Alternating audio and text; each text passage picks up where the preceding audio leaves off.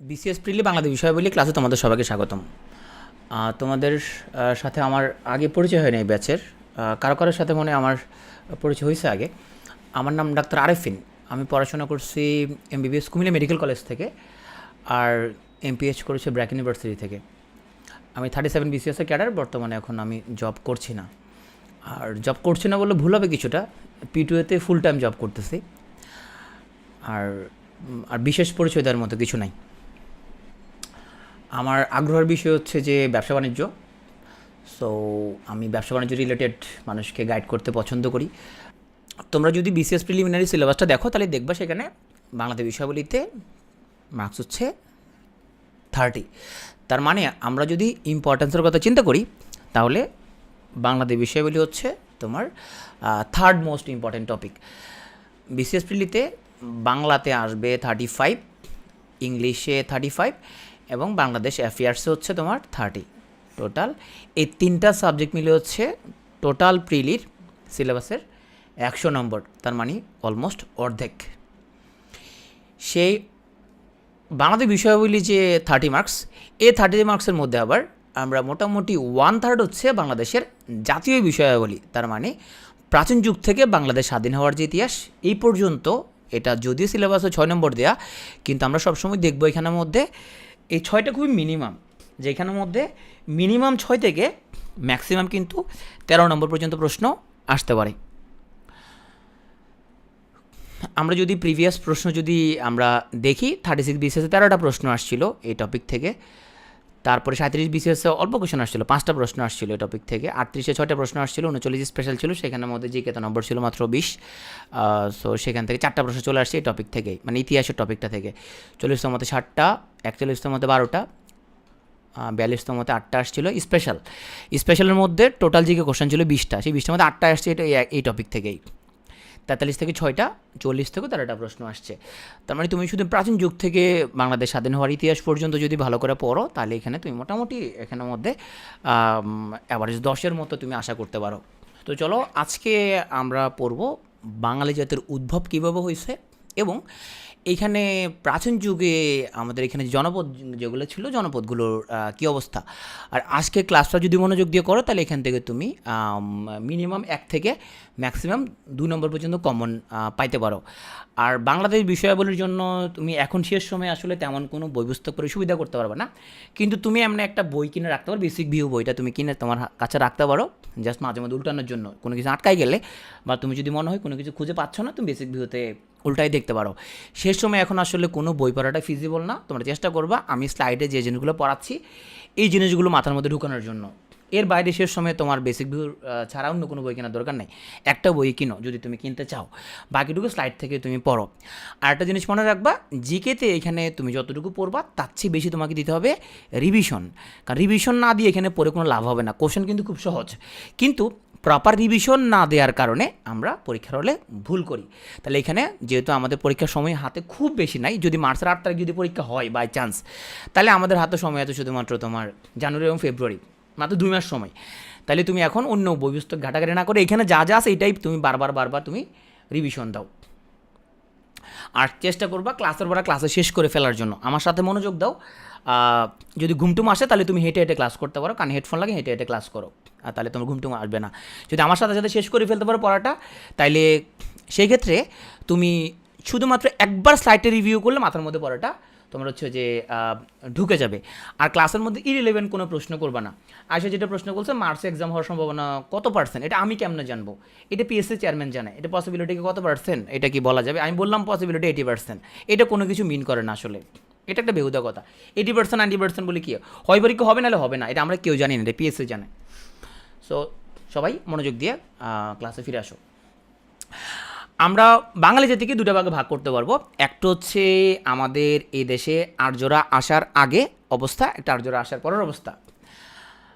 আচ্ছা, আমি সেটা একটা গাইডলাইন দেই। সেটা হচ্ছে ক্লাসের মধ্যে এই স্লাইডের বাইরে অন্য কোনো প্রশ্ন তুমি করবা না, এই স্লাইডের মধ্যে প্রশ্নটা করবা। এই স্লাইড চলে গেলে এই স্লাইড থেকেও প্রশ্ন করা যাবে না। যদি মনের মধ্যে কোনো প্রশ্ন আছে খাতার মধ্যে লিখে রাখবা, প্রশ্নটা খাতার মধ্যে লিখে রাখবা। লিখে রেখে ক্লাসের শেষে তোমার যত খুশি তুমি প্রশ্ন করবা, কিন্তু এই স্লাইডে যা লেখা আছে এর বাইরে কোনো প্রশ্ন করা যাবে না। তুমি স্লাইডের মধ্যে থাকতে হবে। এই স্লাইডটা চেঞ্জ করে আরেক স্লাইডে গেলে আগের স্লাইড নিয়ে প্রশ্ন করা যাবে না। তো তুমি শুধু স্লাইডের মধ্যে থাকবে, এর বাইরে যাওয়া যাবে না কোনোভাবে। তাহলে আমরা সমগ্র বাঙালি জাতিকে দুটো ভাগে ভাগ করতে পারবো, একটা হচ্ছে আর্যরা আসার আগের অবস্থা এবং আর্যরা আসার পরে কি হইলো এখানের মধ্যে। তো চলো আমরা দেখি আর্যরা আসার আগে কী অবস্থা ছিল। আর্যরা আসার আগে আমাদের এই বঙ্গভূখণ্ডে, যদিও তখন এরকম বাংলায় এখন যেরকম একসাথে দেখা যেরকম একসাথে ছিল না, তো এই ভূখণ্ডে 4 ধরনের জনগোষ্ঠী বাস করতো: নেগ্রিটো, অস্ট্রিক, দ্রাবিড় এবং ভোটচিনীয়। এই 4 ধরনের জাতিগোষ্ঠী বাস করতো আর্যরা আসার আগে। আমরা এখন একে একে এই 4টা জাতিগোষ্ঠী সম্পর্কে পড়বো। তো পড়বো বলতে বিস্তারিত পড়বো না, পরীক্ষা যতটুকু আসবে অতটুকুই পড়বো। প্রথমে চলে যাই আমরা নেগ্রিটোদের কাছে। এই নেগ্রিটো হচ্ছে এই ভূখণ্ডের প্রথম জনগোষ্ঠীর নাম।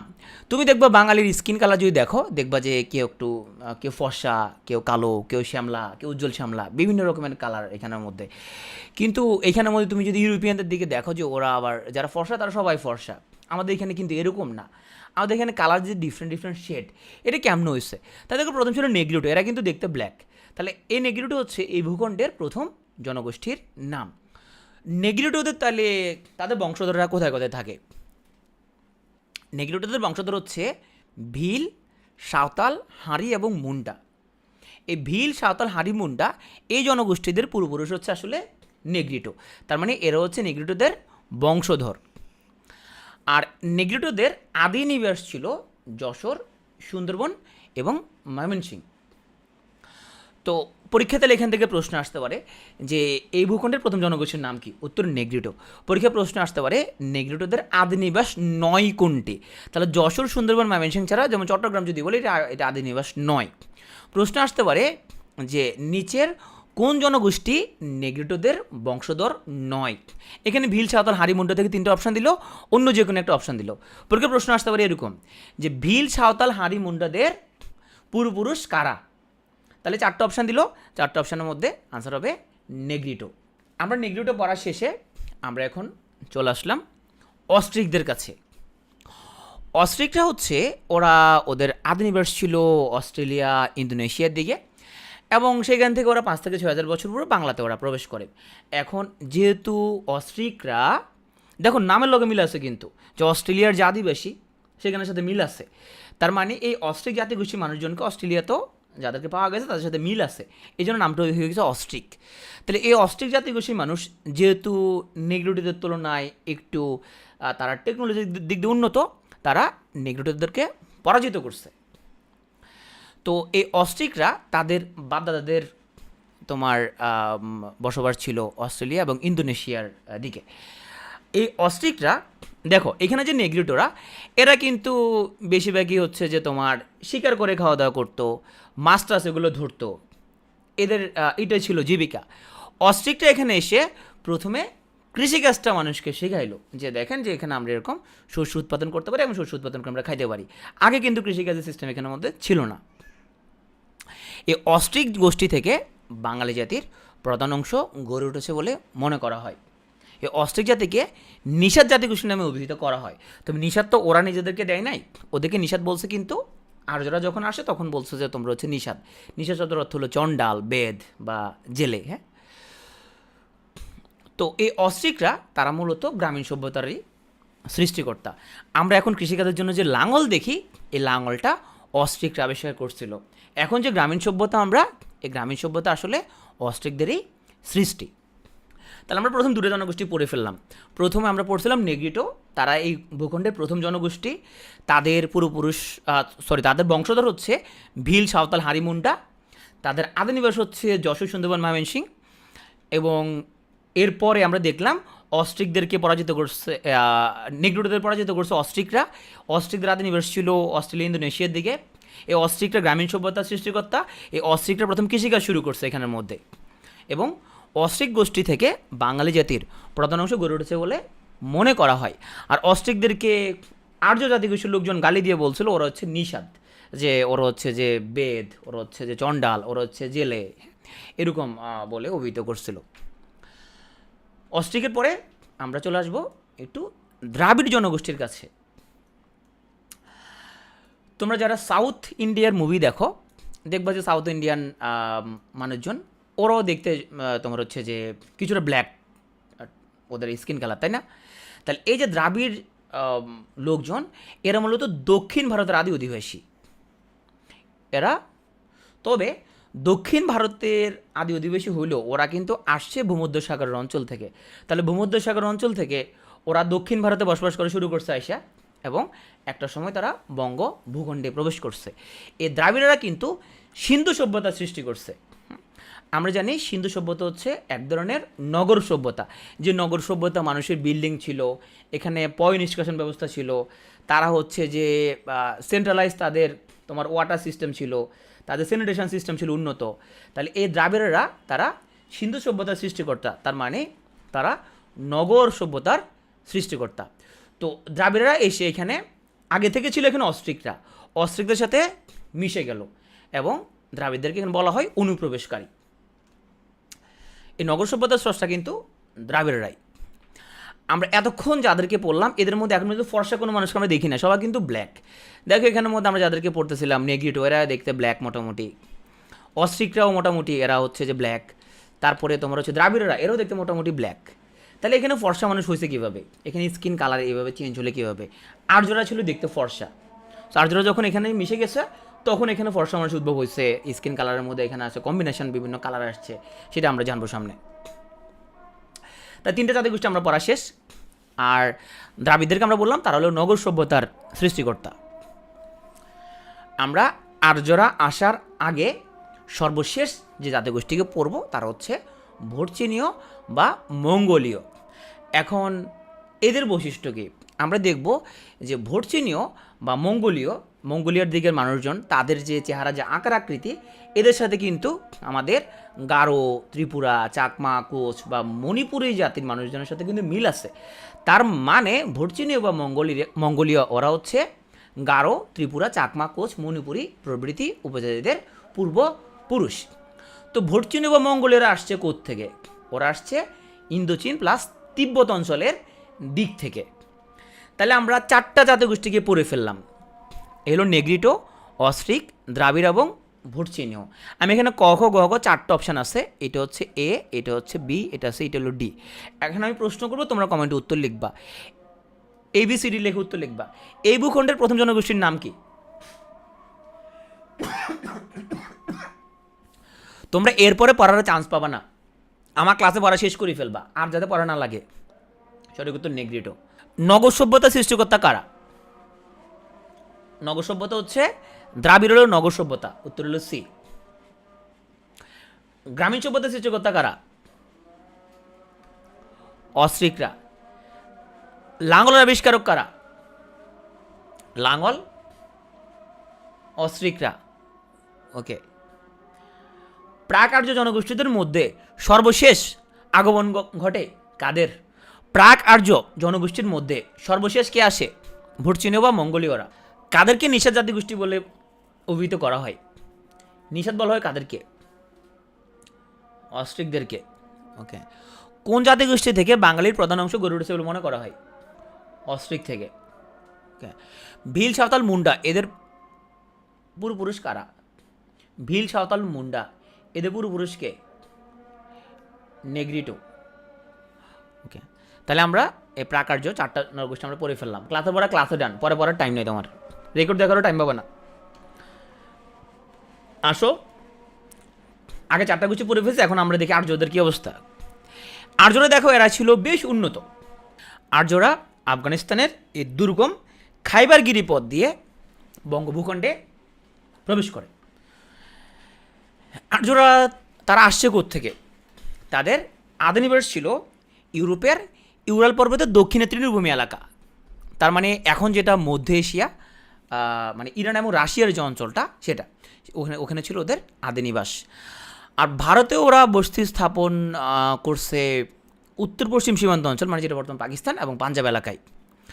এই আর্যদের তাদের ভাষা ছিল ল্যাটিন, হিব্রু এবং জার্মান। তো এই আর্যদের তাদের ধর্ম ছিল সনাতন, তাদের ধর্মগ্রন্থ ছিল বেদ। প্রান্ত যেটা বলছে যে এখানে আর্যদের যে ইনভেশন থিওরি, এটা ফেক এবং প্রুভেন। ইতিহাসের মধ্যে অনেক কিছুই ফেক, অনেক কিছু ফেক আছে, আমাদের জাতীয় ইতিহাসে অনেক কিছুই ফেক। কিন্তু এখন আমরা এখানে আসলে ইতিহাস ফেক নাকি রিয়াল সেটা আইডেন্টিফাই করতে আসি নাই। আমরা এখানের মধ্যে পড়তে আসছি বিসিএস পরীক্ষা পাশ করার জন্য প্রিলিতে। সো অনেক কিছু ইতিহাসের মধ্যে ফেক। আমাদের জাতীয় ইতিহাস আমরা যেগুলো জানি, যেগুলো একদম বেদ বাক্যের মতো সত্য বলে জানি, সেখানে অনেক কিছু ফেক আছে, সেখানে অনেক কিছু রিয়াল না। হ্যাঁ, আবার আজকে থেকে 30 বছর পরে বাংলাদেশের ইতিহাস যেটা লেখা হবে সেখানে অনেক কিছু ফেক থাকবে। কিন্তু আমরা যারা এই সময় যারা এখন বাস করতেছি তারা জানি এখন বর্তমানে দেশে কী ঘটতেছে। তো 30 বছর পরে কে কী বললো না বললো, আমরা এগুলো অনেক কিছু আমরা তখন বলতে পারবো যে ও যেটা বলছে এটা একদম ফালতু কথা, মিথ্যা কথা, ও বানা বলতেছে এগুলো। আমি নিজে চোখে দেখছি আমার দেশে এই জিনিসগুলো ঘটতেছিল। ওকে, তাহলে এই আর্যরা তাদের ভাষা ছিল ল্যাটিন, হিব্রু বা জার্মান। এখানের মধ্যে 3টা ভাষাই ছিল ওদের মধ্যে। ওদের আদি নিবাস ছিল ইউরোপের ইউরাল পর্বতের দক্ষিণে তৃণভূমি এলাকা, তার মানে যেটা হচ্ছে যে মধ্য এশিয়া, ইরান এবং রাশিয়া এলাকা। তোমরা জানো রাশিয়া একদম মাঝখান বরাবর পড়ছে।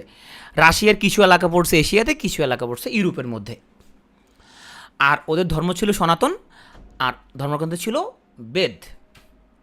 তো আর্যরা যেহেতু তারা উন্নত ছিল, তারা এর আগের যে জাতিগোষ্ঠীগুলো যারা ছিল তাদের যে সভ্যতা ক্রিয়েট করছে তারা সেগুলো মোটামুটি তারা ধ্বংস করে দিছে। এবং আর্যগণের তাদের আগমনের ফলে অস্ট্রিক ভাষা হারাই গেছে। এবং আস্তে আস্তে ক্রমে আমরা দেখতে পাবো যে বাঙালি জাতির উদ্ভব হয়েছে। তো তার মানে বলা যেতে পারে যে বাঙালি একটা সংকর জাতি। এখানের মধ্যে কোনো পিওর ব্লাড না। আর্যরা আসার আগে 4টা জনগোষ্ঠী ছিল এখানে মোটা দাগে। এরপর আর্যরা আসলো, আর্যরা এসে ওদেরকে ফুটাই দিল এবং সবাই মিলেমিশে হয়ে গেল বাঙালি জাতি। তাহলে আমরা বলতে পারি বাঙালির মধ্যে অস্ট্রিক, দ্রাবিড় ও আর্য জাতির সংমিশ্রণ রয়েছে। সুতরাং আমরা বলতে পারি যে বাঙালি একটা সংকর জাতি। বাঙালি জাতিগোষ্ঠী পড়ার পরে আমরা এখন পড়ব যে প্রাচীনকালে এইখানে যে জনপদগুলো ছিল সেই জনপদগুলো কোনটা কী অবস্থা ছিল। এইটা খুব গুরুত্বপূর্ণ একটা টপিক। তবে এই টপিকে যাওয়ার আগে ম্যাপটা একটু মাথার মধ্যে ঢুকাও। পুরো ম্যাপটা মুখস্থ লাগবে না, একটু মাথার মধ্যে ঢুকাও যে কোন এলাকার মধ্যে আসছে। দেখো তো হরিকেল যে এলাকাটা আমরা দেখতে পাচ্ছি, এলাকার মধ্যে একটু পাহাড় টাহাড় আছে না, এলাকার মধ্যে পাহাড় আছে। আর কি বৈশিষ্ট্য আছে এলাকাগুলোর মধ্যে? এই যে হরিকেল যেটা সবুজ দেখা যাচ্ছে যেটা, এটা আর কোনো বৈশিষ্ট্য আছে? আরও বৈশিষ্ট্য আছে এখানে। এই 2 এলাকার মেয়েরা ও এলাকার ছেলে ছাড়া অন্য কোনো এলাকায় বিয়ে শাদী করে না। তো অন্য এলাকার ছেলেরা ওরা যতই ওরা প্রস্তুতি গ্রহণ করুক না কেন, ওরা সিলেট এবং চট্টগ্রামে বিয়ে করতে পারবে না, কিন্তু এটা সম্ভব না। এটা ওকে ওই এলাকার হইতে হবে। তো অনেক এরকম অনেক কমন বৈশিষ্ট্য আছে এখানের মধ্যে, ভিআইপি অবস্থা আর কি এখানের মধ্যে। আচ্ছা, সমতল এলাকাটা দেখো তো একটু, এই হলুদ যে এলাকাটা, এখানে কি আছে? নোয়াখালী একটু এবং কুমিল্লা আছে। আমি কুমিল্লা জায়গাটা খুব পছন্দ করি। কুমিল্লা খুব সুন্দর একটা জায়গা। আমার বড় 2 মেয়ের জন্ম কুমিল্লায়। কিন্তু এটা ট্রু, কুমিল্লা এবং নোয়াখালী রিজনের মানুষ খুবই ক্রিটিক্যাল। তবে সমতল এলাকার লোকজন খুবই ক্রিটিক্যাল। সো কুমিল্লা এবং নোয়াখালী বেল দেখো এখানে কমন কিছু দেখো মিল আছে, কিন্তু মানে আচার আচরণ অনেক মিল আছে এখানের মধ্যে। তো সমতল এলাকা জাস্ট মাথার মধ্যে ঢুকাও যে কোন এলাকাটা কোথায় আছে। না, আমি পার্সোনালি কুমিল্লাকে খুব পছন্দ করি। কুমিল্লা মানুষ খুব ভালো রান্না করে। আমার বড় 2 মেয়ের জন্ম কুমিল্লায়। আমি কুমিল্লা প্রায় 10 বছর ছিলাম। আমি কুমিল্লা মেডিকেল কলেজের স্টুডেন্ট। আর একটা কথা আছে, কুমিল্লার তোমার মেয়ের অনেক সুন্দর। এটা আবার অন্য কথা বললো না আবার। মানে আমি দেখছি আর কি এরকম আর কি, এই জন্য আমার মনে হইলো জিনিসটা বললাম, প্রশংসা করলাম আর কি তোমাদের। আচ্ছা, তারপরে দেখো এখান থেকে আমরা একটু পাশের এলাকাটা দেখো তো একটু, বঙ্গ এলাকাটা। এখানে ঢাকার কিছু এলাকা পড়ছে এখানের মধ্যে, এখানে বরিশালের কিছু এলাকা পড়ছে, খুলনা টুলনা পটুয়াখালী এগুলো সবগুলো পড়ছে বঙ্গর মধ্যে। এর মধ্যে পড়ছে। তাহলে দেখো এই বঙ্গ এলাকার মানুষের মধ্যে কিছু এখানের মধ্যে কমন কিছু ফেনোমেনা দেখবা। বরিশালের লোকজন স্যাটেল হয় কোথায়? বরিশালের লোকজন স্যাটেল হয় কিন্তু ঢাকায়, তাই না? বরিশালের লোকজন কিন্তু গণহারে ওরা ঢাকায় এসে ওরা স্যাটেল হচ্ছে। তাহলে এখানে লোকজনের মধ্যে কৃষ্টি কালচার অনেক কিছু মিল আছে কিন্তু একটু একটু।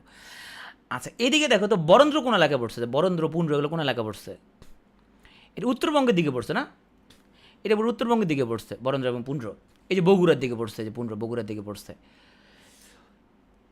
এই গৌর এলাকাটা আবার আমাদের বাউন্ডারির মধ্যে পড়ে নাই, এটা ভারতের বাউন্ডারিতে পড়ছে, পশ্চিমবঙ্গের দিকে উঠছে। কিন্তু তখন তো আর পশ্চিমবঙ্গ পূর্ববঙ্গ বলে কিছু ছিল না, তখন তো এই ভাগগুলো ছিল না। তাতে গৌর বর্তমান ভারত যেখানে সেখানে পড়ছে, আমাদের বাউন্ডারির বাইরে। কোন পাশে পড়ছে দেখো? চাঁপাই নবাবগঞ্জের পাশ দিয়ে পড়ছে, তাই না? চাঁপাই এলাকার দিকে পড়ছে গৌর। দেখো চাঁপাই এদিকে পড়ছে গৌর। রারো এলাকাটা কোথায় পড়ছে? এটাও পশ্চিমবঙ্গের কিছু এলাকা কাভার করছে এখানের মধ্যে, পশ্চিমবঙ্গ ছাড়াও এখানের মধ্যে মুর্শিদাবাদ বা এই ধরনের এলাকা কিছু কাভার করছে রারো এলাকাটা। একটা বিষয় খেয়াল করো যে আমাদের গঙ্গা নদীর কী অবস্থা। গঙ্গা নদী এদিক থেকে আসে, এদিক থেকে এসে এখানে আসে, এখানে যায়, এখানে পরে মেঘনার সাথে মিলিত হয়ে এখান দিয়া ঢুকে গেছে। আচ্ছা, গঙ্গা নদী যখন বাংলাদেশে ঢুকছে তখন তার নাম কী হয়েছে? গঙ্গা নদী যখন বাংলা ঢুকছে তখন তার নাম হয়ে গেছে পদ্মা। যাহাই গঙ্গা তাহাই পদ্মা। গঙ্গা নদী যখন বাংলাদেশ প্রবেশ করছে তখন তার নাম হয়ে গেছে পদ্মা। আর পদ্মা একটা সময় মেঘনার সাথে মিলিত হয়ে সে বঙ্গোপসাগরে পতিত হয়েছে। ওকে, তা গঙ্গার দুটো ব্রাঞ্চ আসছে। দুটো ব্রাঞ্চ কী কী? এখানের মধ্যে একটা হয়ে গেল তাহলে পদ্মা, আর এইখান থেকে যেটা আসছে এই যে এটা নাম হলো ভাগীরথী। এই যেখানে যেটা আসছে একদম আমাদের বর্ডার দিয়ে যেটা আসছে এটার নাম হলো ভাগীরথী। এটার নাম হচ্ছে ভাগীরথী। এই দেখো এই হলো গঙ্গা, এখান থেকে ঢুকছে, এই গঙ্গা ঢুকে একটা ব্রাঞ্চ হয়ে গেলো পদ্মা এখান দিয়া, আর একটা ব্রাঞ্চের নাম হয়ে গেলো ভাগীরথী। এখন ম্যাপের মধ্যে এটা হচ্ছে দক্ষিণ। আমরা জানি ম্যাপের নিচের দিকটা সবসময় দক্ষিণ, ম্যাপের উপর দিকটা সবসময় উত্তর, ম্যাপের ডান দিকটা সবসময় পূর্ব, আর ম্যাপের বাম দিকটা সবসময় কোন দিক? ম্যাপের বাম দিক সবসময় পশ্চিম, ডান দিক সবসময় পূর্ব, বাম দিক সবসময় নিচের দিকে সবসময় দক্ষিণ, উপরের দিকে সবসময় উত্তর। ম্যাপ আঁকার সময় আমরা খেয়াল রাখবো।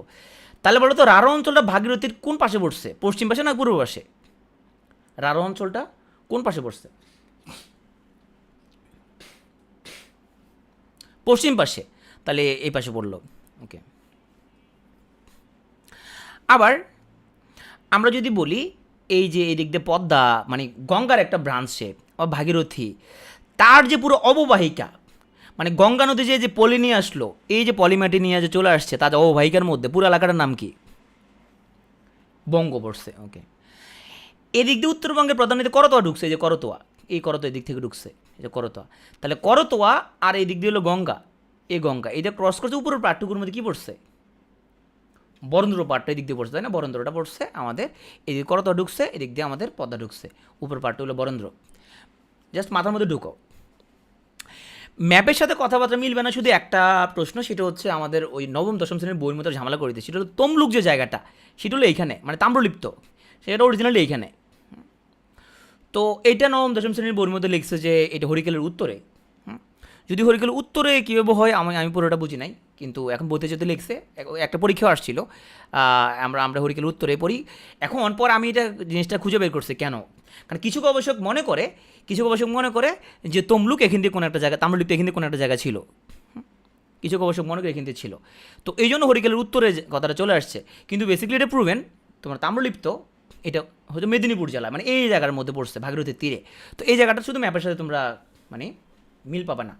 নদীর ব্যাপারটা আমি আবার বলতেছি, আমরা সামনে আসবো। তো আমরা এখন যে বাংলাদেশটা দেখি, এই বাংলাদেশটা আসলে এটা আমরা 1971 সালে আমরা এই স্ট্রাকচারটা পাইছি, এই ম্যাপটা পাইছি। আমরা মূলত পুরো বাংলাদেশ বিষয়গুলির মধ্যে যে জাতীয় বিষয়গুলি পড়তেছি হিস্ট্রি, আমরা ওই জায়গায় আমরা পৌঁছাবো। তো আমাদের বর্তমান যে বাংলাদেশ, এটা অন্তর্ভুক্ত জনপদ 6 থেকে 7টা ছিল। এখানের মধ্যে এই জনপদগুলোকে সর্বপ্রথম যে লোক সবগুলো একত্র করে নাম দিয়েছে বাঙ্গালা। সেই লোকের নাম ছিল শামসুদ্দিন ইলিয়াস শাহ। এই জন্য ওই লোকের নাম হয়েছিল শাহাই বাঙ্গালা, বাংলার শাহ। হ্যাঁ, তো আমরা ওই ভদ্রলোককে পড়বো নেক্সট ক্লাসগুলিতে। তো আজকের ক্লাসে আমরা মূলত পুন্ড্র, বরেন্দ্র, বঙ্গ, সমতট, চন্দ্রদ্বীপ, গৌড়, শ্রীহট্ট, হরিকেল, তাম্রলিপ্ত এবং রাঢ়, এই অঞ্চলগুলো নিয়ে আমরা একটু পড়াশোনা করব। প্রথমে আসো আমাদের বঙ্গ। তাহলে ম্যাপ দেখে মাথার মধ্যে একটু চিন্তা করো এনে কী কী এলাকা তুমি ফলাবে এখানের মধ্যে। এই যদিও আমার ম্যাপটা এখানে একদম এক্স্যাক্টলি হয় না, এটা আমি গুগল থেকে ডাউনলোড করে নিচ্ছি, এক্স্যাক্টলি এটা ম্যাপ না।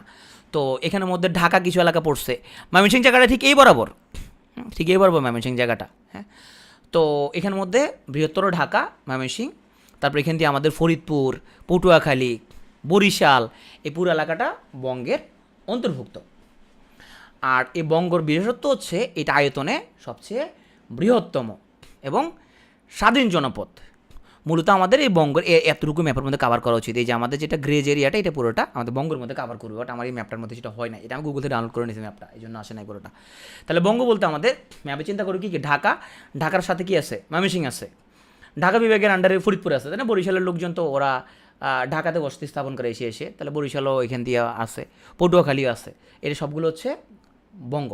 আর এই বঙ্গল আয়তন বৃহত্তম এবং এটা স্বাধীন একটা জনপদ ছিল। এই বঙ্গ দুটা ভাগে ভাগ ছিল, একটা হচ্ছে পদ্মার উত্তর পাড়ের যে এলাকাটা, আর একটা পদ্মার দক্ষিণ পাড়ের এলাকাটা। একটা পাটের নাম ছিল বিক্রমপুর আর একটা পাটের নাম ছিল নাব্য। এই নাব্য যে এলাকাটা তার রাজধানী ছিল বরিশাল। তাহলে নাব্য এলাকাটা তার রাজধানী ছিল বরিশাল, আর নাব্যর অন্তর্ভুক্ত ছিল এই ফরিদপুর, বরিশাল এবং পটুয়াখালী, নাব্যর অন্তর্ভুক্ত, তাদের রাজধানী হচ্ছে বরিশাল। তাইলে পরে তোমার মুন্সিগঞ্জ, ঢাকা, ময়মনসিংহ, নারায়ণগঞ্জ, তাদের রাজধানী কী ছিল? তাদের রাজধানী ছিল বিক্রমপুর। বিক্রমপুর বর্তমানে কী নামে পরিচিত? বিক্রমপুর বর্তমানে মুন্সিগঞ্জ নামে পরিচিত, রাইট। বিক্রমপুর বর্তমানে মুন্সিগঞ্জ নামে পরিচিত। তাহলে বঙ্গ দুটা ভাগ ছিল। এক পার্ট ছিল ওই যে দক্ষিণে যে পার্টটা, এখানে ছিল বরিশাল, পটুয়াখালী এবং ফরিদপুর, তাদের রাজধানী ছিল বরিশাল, তাদের নাম ছিল নাব্য। আরটা পদ্মার উত্তর পাড়ের যে এলাকাটা ওটা ছিল মুন্সিগঞ্জ, ঢাকা, ময়মনসিংহ, নারায়ণগঞ্জ এলাকা, তাদের রাজধানী ছিল বিক্রমপুর। বর্তমানে বিক্রমপুরের নাম হচ্ছে মুন্সিগঞ্জ। দেখো এই ম্যাপটা যে বলছিলাম, ম্যাপটা রিপিট করার জন্য দেখো এখানের মধ্যে এই যে গঙ্গা নদী এখান থেকে আসছে, দেখো গঙ্গা নদী এসে এখানের মধ্যে এই দিক ঢুকছে গঙ্গা নদী, দেখো এই দিক দিয়ে গেছে, এই দিক দিয়ে যায়, এইখান থেকে মেঘনার সাথে মিলিত হইয়া এখান দিয়ে এসে মেঘনা হইয়া বঙ্গোপসাগরে পতিত হয়েছে। এখন দেখো এই যে গঙ্গা আসছে এই দিক থেকে, গঙ্গা এই দিক দিয়ে পদ্মা হয়ে চলে গেল এখান দিয়া, এই যে ভাগটা এটা হচ্ছে ভাগীরথী, এটা হচ্ছে ভাগীরথী নদী। তাইলে আমাদের এই যে রাঢ় অঞ্চলটা, এটা ভাগীরথী কোন পাশে পড়ছে? পশ্চিম পাশে পড়ছে না? ওকে, দেখো এই যে তাম্রলিপ্ত জায়গাটা এইখানে, এই যে এখানে তাম্রলিপ্তটা, এখানের মধ্যে তোমরা রাঢ় অঞ্চলের দিকে ভাগীরথী নদীর অববাহিকার মধ্যে, এখানের মধ্যে এটা মেদিনীপুরে পড়ছে মূলত। আসো আমাদের বঙ্গের অন্তর্ভুক্ত বরিশাল, পটুয়াখালী, বাগেরহাট, খুলনা এবং গোপালগঞ্জ, এটাকে তোমার চন্দ্রদ্বীপ নামেও ডাকা হইতো। তাইলে এরা মূলত বঙ্গের অন্তর্ভুক্ত এলাকা ছিল, এটা কিন্তু স্বাধীন কোনো কিছু না। তাহলে আমরা বঙ্গের মধ্যে কী কী পাইছি? বঙ্গের মধ্যে আমরা পাইছি যে তোমার একটা এলাকা পাইছি নাব্য, যেটা ফরিদপুর, বরিশাল, পটুয়াখালী অঞ্চলটা। তারপরে পদ্মার উত্তর পাড়ে যেখানে পড়ছে, যে মেন ঢাকা, মুন্সিগঞ্জ, ময়মনসিংহ, নারায়ণগঞ্জ এলাকাটা ছিল হচ্ছে বিক্রমপুর। এবং এইখানের মধ্যে আমরা দেখতে পেলাম যে চন্দ্রদ্বীপ নামে একটা এলাকা ছিল, যেটা মূলত বরিশাল, পটুয়াখালী অঞ্চলগুলো নিয়ে গঠিত। এবং এই চন্দ্রদ্বীপ এটা স্বাধীন কোনো এলাকা না, আসলে এটা মূলত বঙ্গের অন্তর্ভুক্ত একটা এলাকা। ঋগ্বেদের ঐতরেয় আরণ্যক গ্রন্থে প্রথম এই বঙ্গ শব্দের উল্লেখ পাওয়া যায়। তুমি বলতে পারো যে ভাই এখানের মধ্যে এত বিভাজন, এখানের মধ্যে এটা কেমনে আসছে এখানের মধ্যে? কারণ ওই যে এখানের মধ্যে এটা এই বঙ্গ সীমানা কখনো সার্টেন ছিল না, বা গৌর এগুলো সীমানা কখনো সার্টেন ছিল না। আবার কখনো দেখা গেলো একজন রাজা তার হচ্ছে পাশের এলাকা আক্রমণ করে সে নিজের এটা তার এলাকার মধ্যে অন্তর্ভুক্ত করে ফেললো। আবার শামসুদ্দিন ইলিয়াসকে দেখলাম সে বঙ্গ গৌর সব পুরোটা দখল করে তারপর সে বঙ্গ নাম দিয়েছে, বাংলা নাম দিয়েছে, বাংলা নাম দিয়ে সে হয়ে গেছে শাহী বাংলা। এই জন্য আমরা ভিতর অনেকগুলো পার্ট দেখতে পাই যে বরেন্দ্র কোনো স্বাধীন কোনো এলাকা ছিল না, বরেন্দ্র ছিল পুণ্ডের অন্তর্ভুক্ত একটা এলাকা। আমরা চলে আসবো আমাদের তাহলে বঙ্গ পড়া শেষ, এলো বঙ্গ পড়া শেষ, আমাদের অনেক বড় একটা এলাকা বঙ্গ। এখন আমরা চলে আসবো গৌরতে। দেখো তাহলে গৌর কোথায়? এইখানে আছে আমাদের চাঁপাইনবাবগঞ্জ, তা চাঁপাই এবং তার পাশের এলাকা। তো চাঁপার পাশে কী কী আছে? চাঁপার পাশে এখানের মধ্যে আছে আমাদের তোমার মালদহ, যেটাকে বলা এখন মালদা বলা হয়, মুর্শিদাবাদ, বীরভূম, বর্ধমান, নদিয়া এবং চাঁপাইনবাবগঞ্জ, এটা পুরোটা হচ্ছে গৌড়ের অন্তর্ভুক্ত। তাহলে দেখো এই গৌড় হচ্ছে আমাদের দ্বিতীয় স্বাধীন রাজ্য, প্রথম স্বাধীন রাজ্য ছিল বঙ্গ, এটা আমাদের দ্বিতীয় স্বাধীন রাজ্য। আর গৌড় এই সম্পর্কে আমরা প্রথম আমরা পাই পাণিনি নামক একজন ব্যাকরণবিদ, তার গ্রন্থে সে গৌড়ের বর্ণনাটা দিয়েছিল। এই গৌড়ের রাজধানী ছিল কর্ণসুবর্ণ, যেটা বর্তমানে মুর্শিদাবাদ নামে পরিচিত। তাহলে আমরা বঙ্গের রাজধানী পাইছি দুইটা, একটা পাইছি বঙ্গের অন্তর্ভুক্ত ছিল আমাদের, একটা পাইছি আমরা বিক্রমপুর, আরেকটা রাজধানী পাইছি বঙ্গের অন্তর্ভুক্ত নাব্য, রাজধানী ছিল বরিশাল। এবং আমরা দেখলাম যে বরিশাল এলাকাটা চন্দ্রদ্বীপেরও অন্তর্ভুক্ত। তারপর আমরা চলে আসলাম আমাদের দ্বিতীয় স্বাধীন রাজ্য গৌড়।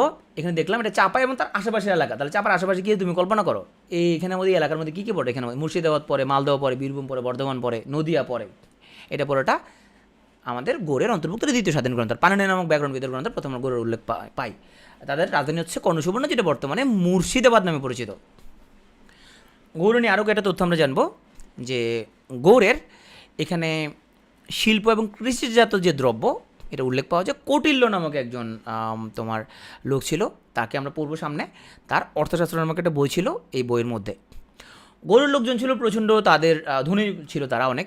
তাদের বিলাস বসনের পরিচয় পাওয়া যায় বাদশায়নের গ্রন্থে। তারা কেমন কাপড় চোপড় পরতো, তারা কেমন পয়সা খরচ করতো, বাদশায়নের গ্রন্থে গৌড়ের বিলাস বসনের পরিচয় পাওয়া যায়। এই যে গৌড় যে এলাকাটা, এই গৌড় এলাকাটার স্বাধীন একজন নরপতি ছিল যে স্বাধীনভাবে শাসন করতো এলাকাটা, তার নাম ছিল রাজা শশাঙ্ক। এই শশাঙ্কটা আমরা সামনে পড়ব। আর গৌড় এলাকাটা যখন ভারতবর্ষে বা তোমার 1204 সালের পর থেকে যখন মুসলিম শাসন শুরু হলো, তখন এই গৌড়টা ছিল মালদহ জেলার লক্ষণাবতী। এবং পরবর্তীতে গৌড় বলতে বাংলাকে বুঝাইতো, তার গৌড়টাই আসলে পুরো বাংলা। তার মানে এখানের মধ্যে গৌড়ের যে শাসক, যে গৌড়েশ্বর, সেই পুরো বাংলা শাসনকর্তা। তো গৌড় ছিল তোমার হচ্ছে যে অনেক মানে ভিআইপি এলাকা আর কি। আমরা আসবো বাংলার সবচেয়ে প্রাচীন জনপদ এবং সবচেয়ে ধনী এলাকা, সেটা ছিল পুন্ড্র। তাহলে দেখো, এই যে পুন্ড্র যে এলাকাটা, তুমি ম্যাপে চিন্তা করো কী পাও এখানের মধ্যে, তুমি কল্পনা করো এখানের মধ্যে বগুড়া পাচ্ছ, এখানের মধ্যে এদিক দিয়ে রাজশাহীর কিছু এলাকা পেয়ে যাচ্ছ, এদিক রংপুর দিনাজপুরের কিছু এলাকা পেয়ে যাচ্ছ। তাহলে পুন্ড্র হচ্ছে, তুমি উত্তরের দিকে চিন্তা করো, তাহলে বগুড়া পড়ছে, রাজশাহী রংপুর দিনাজপুর এলাকাগুলো পড়ছে। এই পুন্ড্র হচ্ছে সবচেয়ে প্রাচীন জনপদ। পুন্ড্রের রাজধানী হচ্ছে পুন্ড্রনগর বা পুন্ড্রবর্ধন, আর যেটা বর্তমানে বগুড়ার মহাস্থানগড়। এই পুন্ড্র ছিল অত্যন্ত সমৃদ্ধ জনপদ। তার মানে 3টা জনপদ পড়ে ফেললাম, একটা বঙ্গ, একটা গৌড়, একটা হলো পুন্ড্র। আমরা একটু রিপিট করে আসি। আর আমাদের এই যে পুন্ড্রনগরী, এখানে আমরা প্রাচীন সভ্যতার নিদর্শনের দিক দিয়ে পুন্ড্র ছিল প্রাচীন বাংলার সবচেয়ে সমৃদ্ধ জনপদ। এবং এখানে পাথরের চাকরিতে খোদাই করা সম্ভবত সবচেয়ে প্রাচীন শিলালিপি এখানে পাওয়া গেছে, সেই শিলালিপিটা আমরা সামনে দেখব। তারপরে 3টা এলাকা পড়ে ফেললাম। প্রথম এলাকাটা ছিল আমাদের বঙ্গ, সে বঙ্গের মধ্যে ছিল বৃহত্তর ঢাকা, ময়মনসিংহ, ফরিদপুর, বরিশাল, পটুয়াখালী, হ্যাঁ, গোপালগঞ্জ। এটা পুরোটাই বঙ্গের অন্তর্ভুক্ত, আয়তনে বৃহত্তম এবং স্বাধীন জনপদ। এই বঙ্গের মধ্যে একটা এলাকা ছিল আমাদের পদ্মার উত্তর পাড়ে যে এলাকাটা, তাদের রাজধানী ছিল বিক্রমপুর। আর পদ্মার দক্ষিণে যে অঞ্চলটা, ফরিদপুর, বরিশাল, পটুয়াখালী, তাদের রাজধানী ছিল বরিশাল এবং এলাকার নাম ছিল নাব্য। এছাড়াও আমরা জানতে পারলাম যে বরিশাল, পটুয়াখালী, বাগেরহাট, খুলনা, গোপালগঞ্জ এলাকাগুলো তারা চন্দ্রদ্বীপ নামে পরিচিত ছিল। এই জন্য বরিশালের পূর্ব নাম কি? বরিশালের পূর্ব নাম হচ্ছে চন্দ্রদ্বীপ। এবং এটা আলাদা কোনো স্বাধীন কিছু ছিল না, তারা বঙ্গের অন্তর্ভুক্ত ছিল। তারপরে বঙ্গ বাঙালির পরিচয় দেখলাম আমরা ঋগ্বেদের ঐতরেয়ারণ্য নামক গ্রন্থে প্রথম বঙ্গ শব্দের উল্লেখ আমরা পাই। তারপরে চলে আসছি আমরা গৌড়তে। গৌড়তে আমরা কল্পনা করবো কিসে? বাংলাদেশের যে চাপাই এলাকাটা, তাই চাপার পাশে কী কী আছে? এখানে মালদহ আছে, মুর্শিদাবাদ আছে, বীরভূম আছে, বর্ধমান আছে, নদিয়া আছে।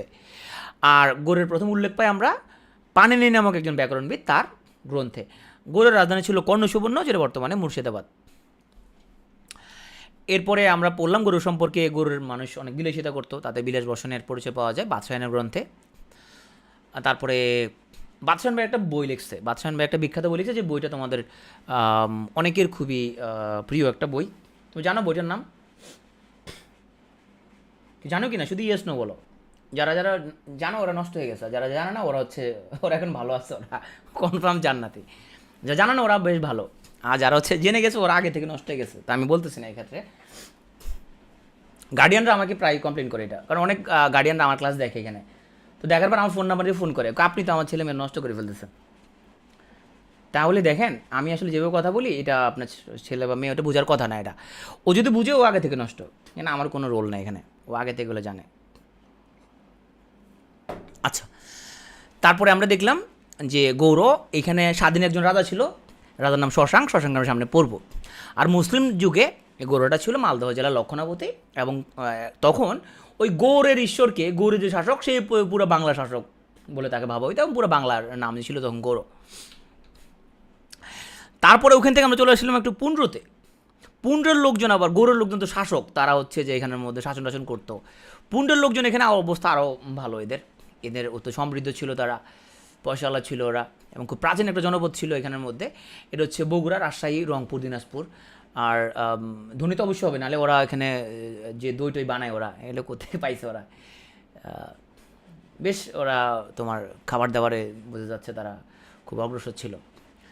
আর বর্তমানে যে মহাস্থানগড় বগুড়া, এটা হচ্ছে প্রাচীন পুণ্ড্রনগর বা পুণ্ড্রবর্ধন। এবার আমরা একটু রাঢ় অঞ্চলে চলে আসি। তাহলে রাঢ় অঞ্চলটা দেখো, ম্যাপ যদি চিন্তা করো তাহলে এটা কোথায় পড়ছে? এটা ছিল ভাগীরথী নদীর পশ্চিম তীর। পরীক্ষা আসবে কীভাবে জানো? পরীক্ষা আসবে নিচের কোন অঞ্চলের অবস্থান ভাগীরথী নদীর পশ্চিম তীর। পরীক্ষা প্রশ্ন আসবে রাঢ় অঞ্চলের অবস্থানটা কোথায়? ভাগীরথী নদীর পূর্ব তীর, পশ্চিম তীর, এইভাবে তোমার হচ্ছে প্রশ্ন আসবে। তাহলে ভাগীরথীর পশ্চিম তীর হলো রাঢ় অঞ্চলের অবস্থান। এটা হচ্ছে বর্তমানে পশ্চিমবঙ্গের বর্ধমান জেলার দক্ষিণ অংশ। এখানে আমাদের পুরোটা বর্ধমান জেলা প্রায়। আর এই রাঢ় অঞ্চলের ওদের রাজধানীর নাম ছিল কটিবর্ষ, বর্তমানে যেটা দক্ষিণ দিনাজপুর নামে পরিচিত। রাঢ়ের আরেকটা নাম ছিল সুম্য। তাহলে দেখো, এই হলো আমাদের ম্যাপটা। এই হলো গঙ্গা। গঙ্গার হচ্ছে যে একটা ব্রাঞ্চ হলো এই পদ্মা, একটা ব্রাঞ্চ হলো ভাগীরথী। তা ভাগীরথীর পদ্মা মাঝখানে কী পড়ছে বলো তো? এই যে ভাগীরথীর পদ্মা, এখানে এই যে পুরো অববাহিকার মধ্যে কী পড়ছে? এখানের মধ্যে পড়ছে বঙ্গ।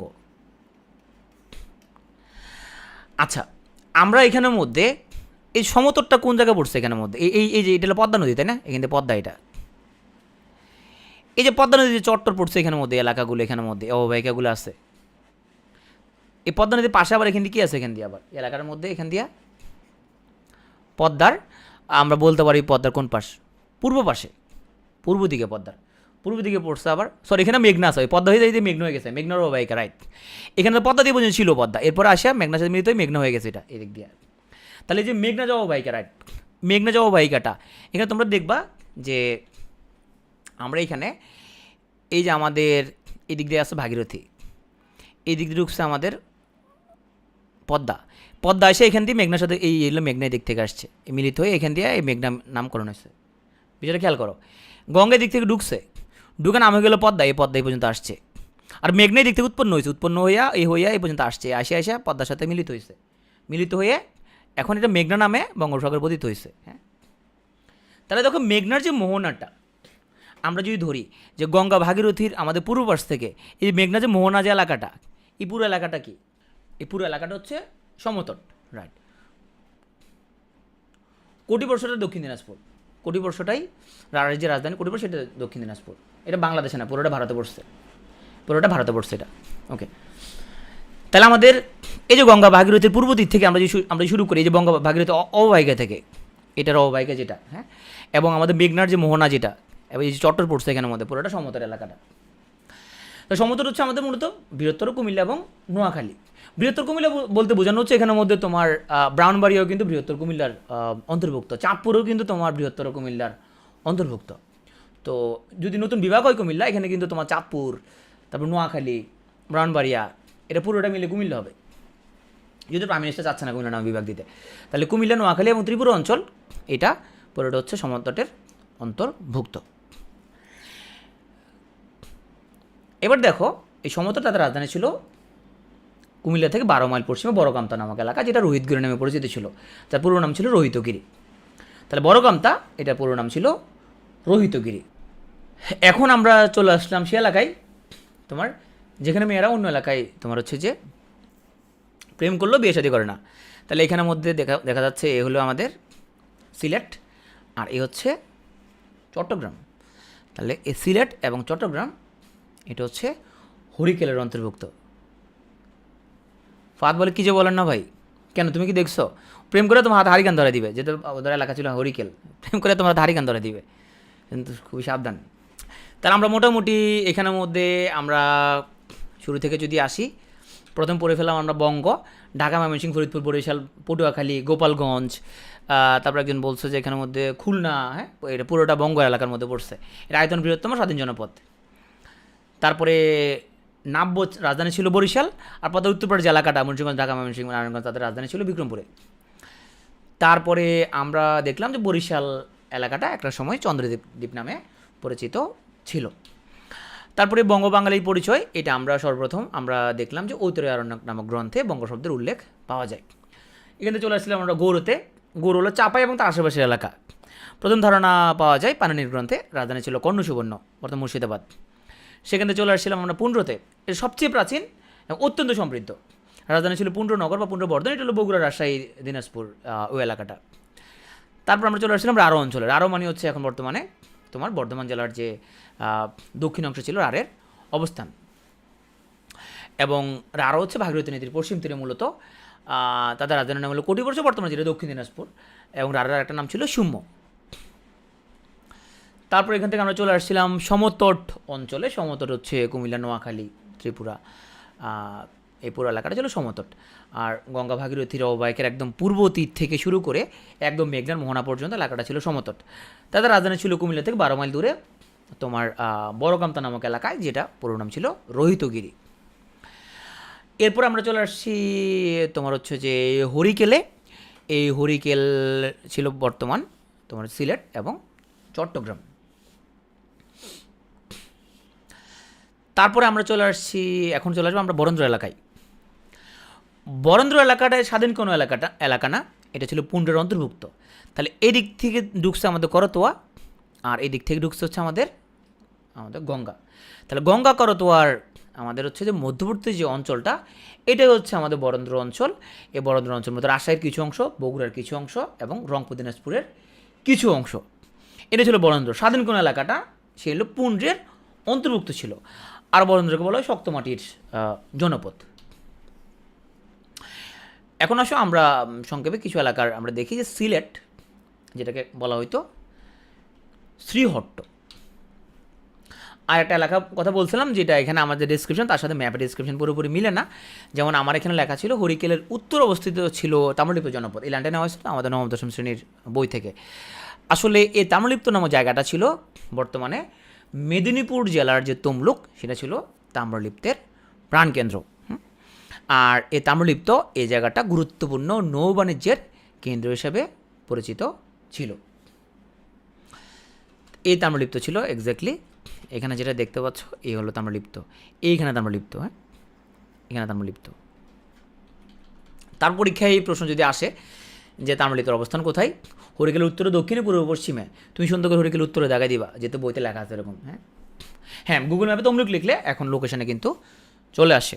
এটা বর্তমানে মেদিনীপুর জেলার তমলুক নামক জায়গায় এই তাম্রলিপ্ত প্রাণকেন্দ্র ছিল। পরীক্ষায় প্রশ্ন আসতে পারে এরকম, তাম্রলিপ্ত কী? এটা ছিল একটা নৌ বাণিজ্যের কেন্দ্র, এটা ছিল একটা পোর্ট। এতক্ষণ যা যা পড়লাম একটু রিভিউ করি। জনপদগুলোর মধ্যে সবচেয়ে প্রাচীন ছিল পুণ্ড্র, সবচেয়ে প্রাচীন, সমৃদ্ধ।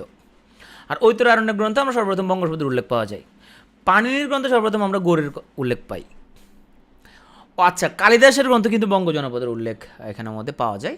আর এটা ছাড়াও আমরা যে বাংলা শব্দটা ব্যবহার করি, এই শব্দটা কোত্থেকে আসে এটা বিতর্ক আছে। তার মধ্যে একটা পপুলার মত হচ্ছে যে বাংলার এত আল মানে হচ্ছে যে জমি সীমানা সূচক যে বাদ, তাকে বলা হয় আল। এই বঙ্গ প্লাস আল এখান থেকে শব্দটা আসছে, বঙ্গাল থেকে বাংলা। এবং আকবরের সভাকবি আবুল ফজল, উনি আইনি আকবরী গ্রন্থে বাংলা শব্দের ব্যবহার করেন। এরপরে আমরা একজন পর্যটককে দেখব, যে পর্যটকের নাম হচ্ছে ইবনে বতুতা, বাড়ি ছিল মরক্কো। ওনার একটা বই ছিল কিতাব আল রেহালা, এখানে উনি প্রথম বঙ্গাল শব্দের উল্লেখ করেন। এখন আমরা এখানের মধ্যে পুণ্ড্র হচ্ছে পি, বরেন্দ্র হচ্ছে আমাদের বিআর, বঙ্গ হচ্ছে বি, সমতট হচ্ছে এস, চন্দ্রদ্বীপ হচ্ছে সি, গরু হচ্ছে জি, হরিকেল হচ্ছে এইচ, তাম্রলিপ্ত হচ্ছে টি, রাঢ় অঞ্চল হচ্ছে আর। ওকে, এখন আমি জাস্ট প্রশ্ন করবো, তুমি কমেন্টে উত্তর লিখবা। এখানের মধ্যে আমাদের প্রথম স্বাধীন রাজ্য কোনটা, প্রথম স্বাধীন জনপদ কোনটা? প্রাইম মিনিস্টারের যে এলাকাটা, এটা কোন জনপদের আন্ডারে? বরিশালের পূর্ব নাম কি ছিল? চন্দ্রদ্বীপ ছিল। ওকে, শক্তমাটির জনপদ কোনটা ছিল?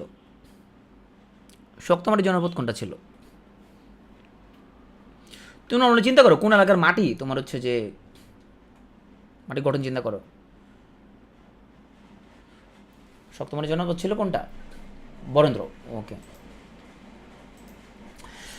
তারপরে আমাকে উত্তর দাও যে সিলেট কোন এলাকার অন্তর্ভুক্ত ছিল? সিলেট। তুমি আর পড়ার সময় পাবা না, এখানে রিভিশন দিয়ে দাও, এটার পর সময় পাবা না, রেকর্ড দেখার টাইম পাবা না, এত টাইম নেই তোমার। আমার সাথে পড়ো, এগুলো আসবে পরীক্ষায়।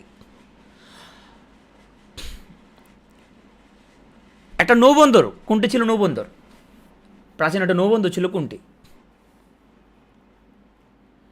তাম্রলিপ্ত। বর্ধমান জেলা, বর্তমান যে বর্ধমান জেলা যেটা, সেটা কোন এলাকা ছিল? রাঢ় অঞ্চল ছিল, রাঢ় অঞ্চল ছিল বর্ধমান। চাঁপাইনবাবগঞ্জ কোন এলাকা ছিল? গৌড় ছিল। কর্ণসুবর্ণ কোনটা রাজধানী ছিল? কর্ণসুবর্ণ কোনটা রাজধানী? গৌড়ের রাজধানী ছিল কর্ণসুবর্ণ। আর এখানের মধ্যে সবচেয়ে সমৃদ্ধ জনপদ কোনটা ছিল এবং সবচেয়ে প্রাচীন? পুন্ড্র। সবচেয়ে প্রাচীন এবং সবচেয়ে সমৃদ্ধ। পাণিনি নামক যে ব্যাকরণবিদ, সে কোন এলাকা নিয়ে লিখছিল? পাণিনি, পাণিনি কোন এলাকা নিয়ে লিখছে? এটা প্যাস লাগেছে না? পাণিনির মধ্যে আমাদের প্যাস লাগছে, সে হলো গৌড় নিয়ে লিখছে। ওকে, আচ্ছা, স্বাধীন নরপতি শশাঙ্ক, সে কোন এলাকায় শাসন করছে? শশাঙ্ক, সে ছিল গৌড় এলাকায় শাসন করছে। ওকে, ঠিক আছে, এগুলো আসবে পরীক্ষায়। আমরা এখন চলে আসবো ভারতবর্ষে। এখানে যে সাম্রাজ্যগুলো ছিল, সাম্রাজ্যগুলোর ইতিহাসগুলো আমরা একটু পড়বো। তো ইতিহাসগুলো পড়ার সময় মাথার মধ্যে তোমার হিজিবিজি লেগে যেতে পারে, কোনো সমস্যা নাই।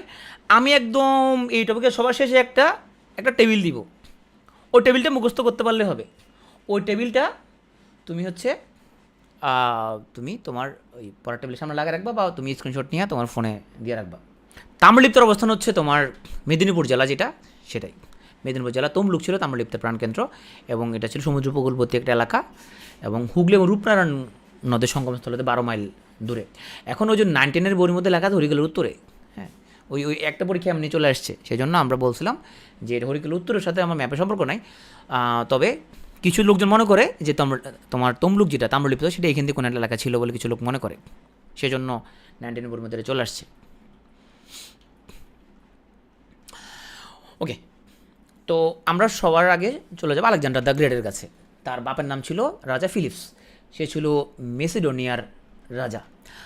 আর আলেকজান্ডার দ্য গ্রেট, সে খ্রিস্টপূর্ব 327 থেকে 326 অব্দের দিকে ভারতবর্ষ আক্রমণ করে। তো তার নেচার ছিল এরকম, সে যে এলাকা ধরতো একদম কোপাই ফেলতো, একদম এখানেও যা সবগুলো কোপাই ফেলতো, ভয়ে আশেপাশে সবগুলো আত্মসমর্পণ করে ফেলতো। এখানের মধ্যে এক ভদ্রলোক, ভারতের একজন রাজা পুরু, সে কিন্তু আলেকজান্ডারের কাছে আত্মসমর্পণ না করে সে একদম সাহসিকতার সাথে সে যুদ্ধ করছে, এবং পুরুর উপর সে বেশ খুশি ছিল।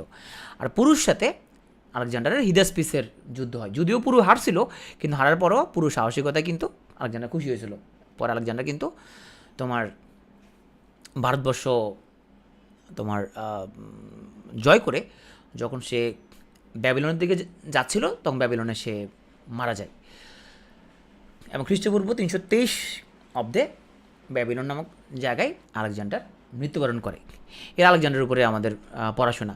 তাহলে আলেকজান্ডার ছিল মেসিডোনিয়ার সম্রাট, তার বাপের নাম ছিল রাজা ফিলিপস। সে 326 থেকে 327 খ্রিস্টপূর্বে ভারতবর্ষ আক্রমণ করে, এবং এটা আক্রমণ করে যাওয়ার 4 বছর পরে সে হচ্ছে যে মারা যায়।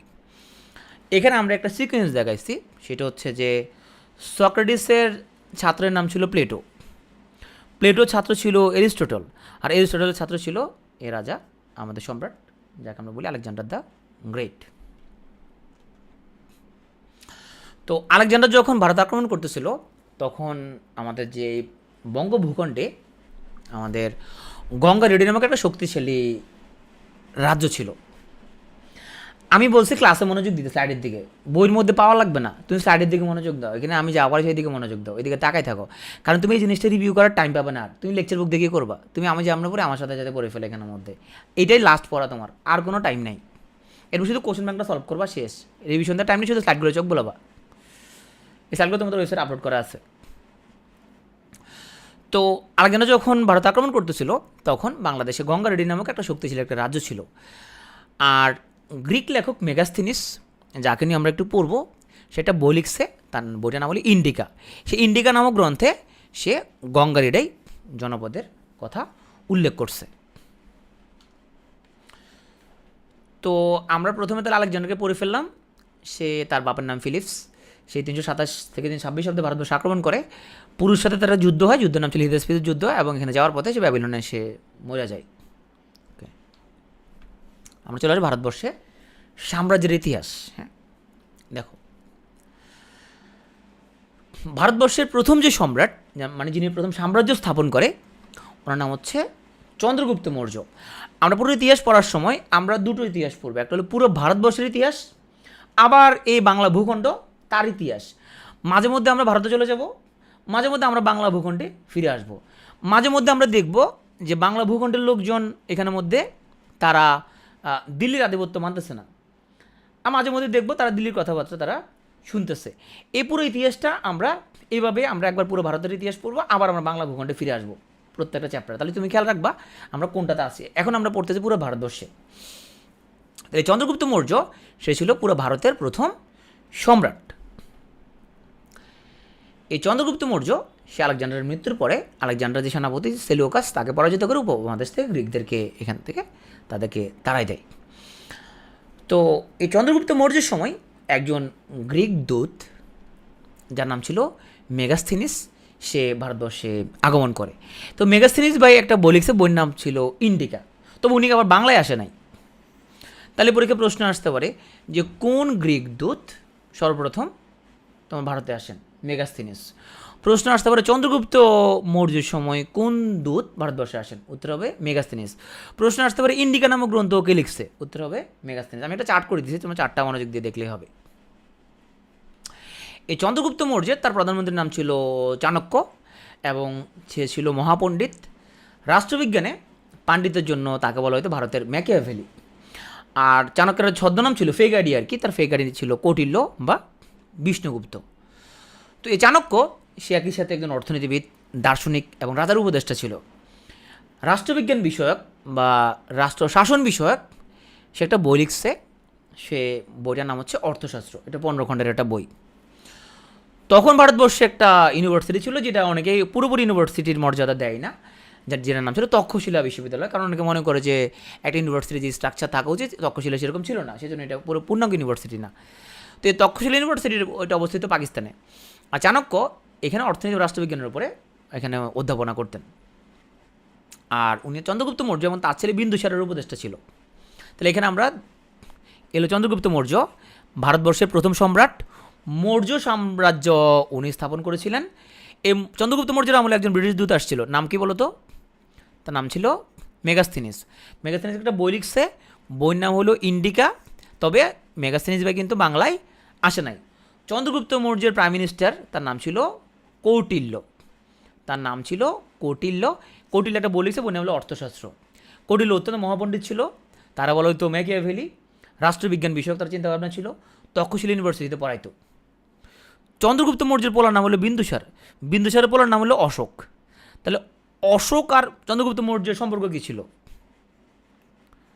এরা ছিল দাদা নাতি, তাই না? এই চন্দ্রগুপ্ত মৌর্যের নাতি ছিল অশোক। তাহলে দেখো, চন্দ্রগুপ্ত মৌর্য ভারতের প্রথম সম্রাট, কিন্তু ওনার আমলে কিন্তু বাংলায় সে খুব একটা সুবিধা করতে পারে নাই।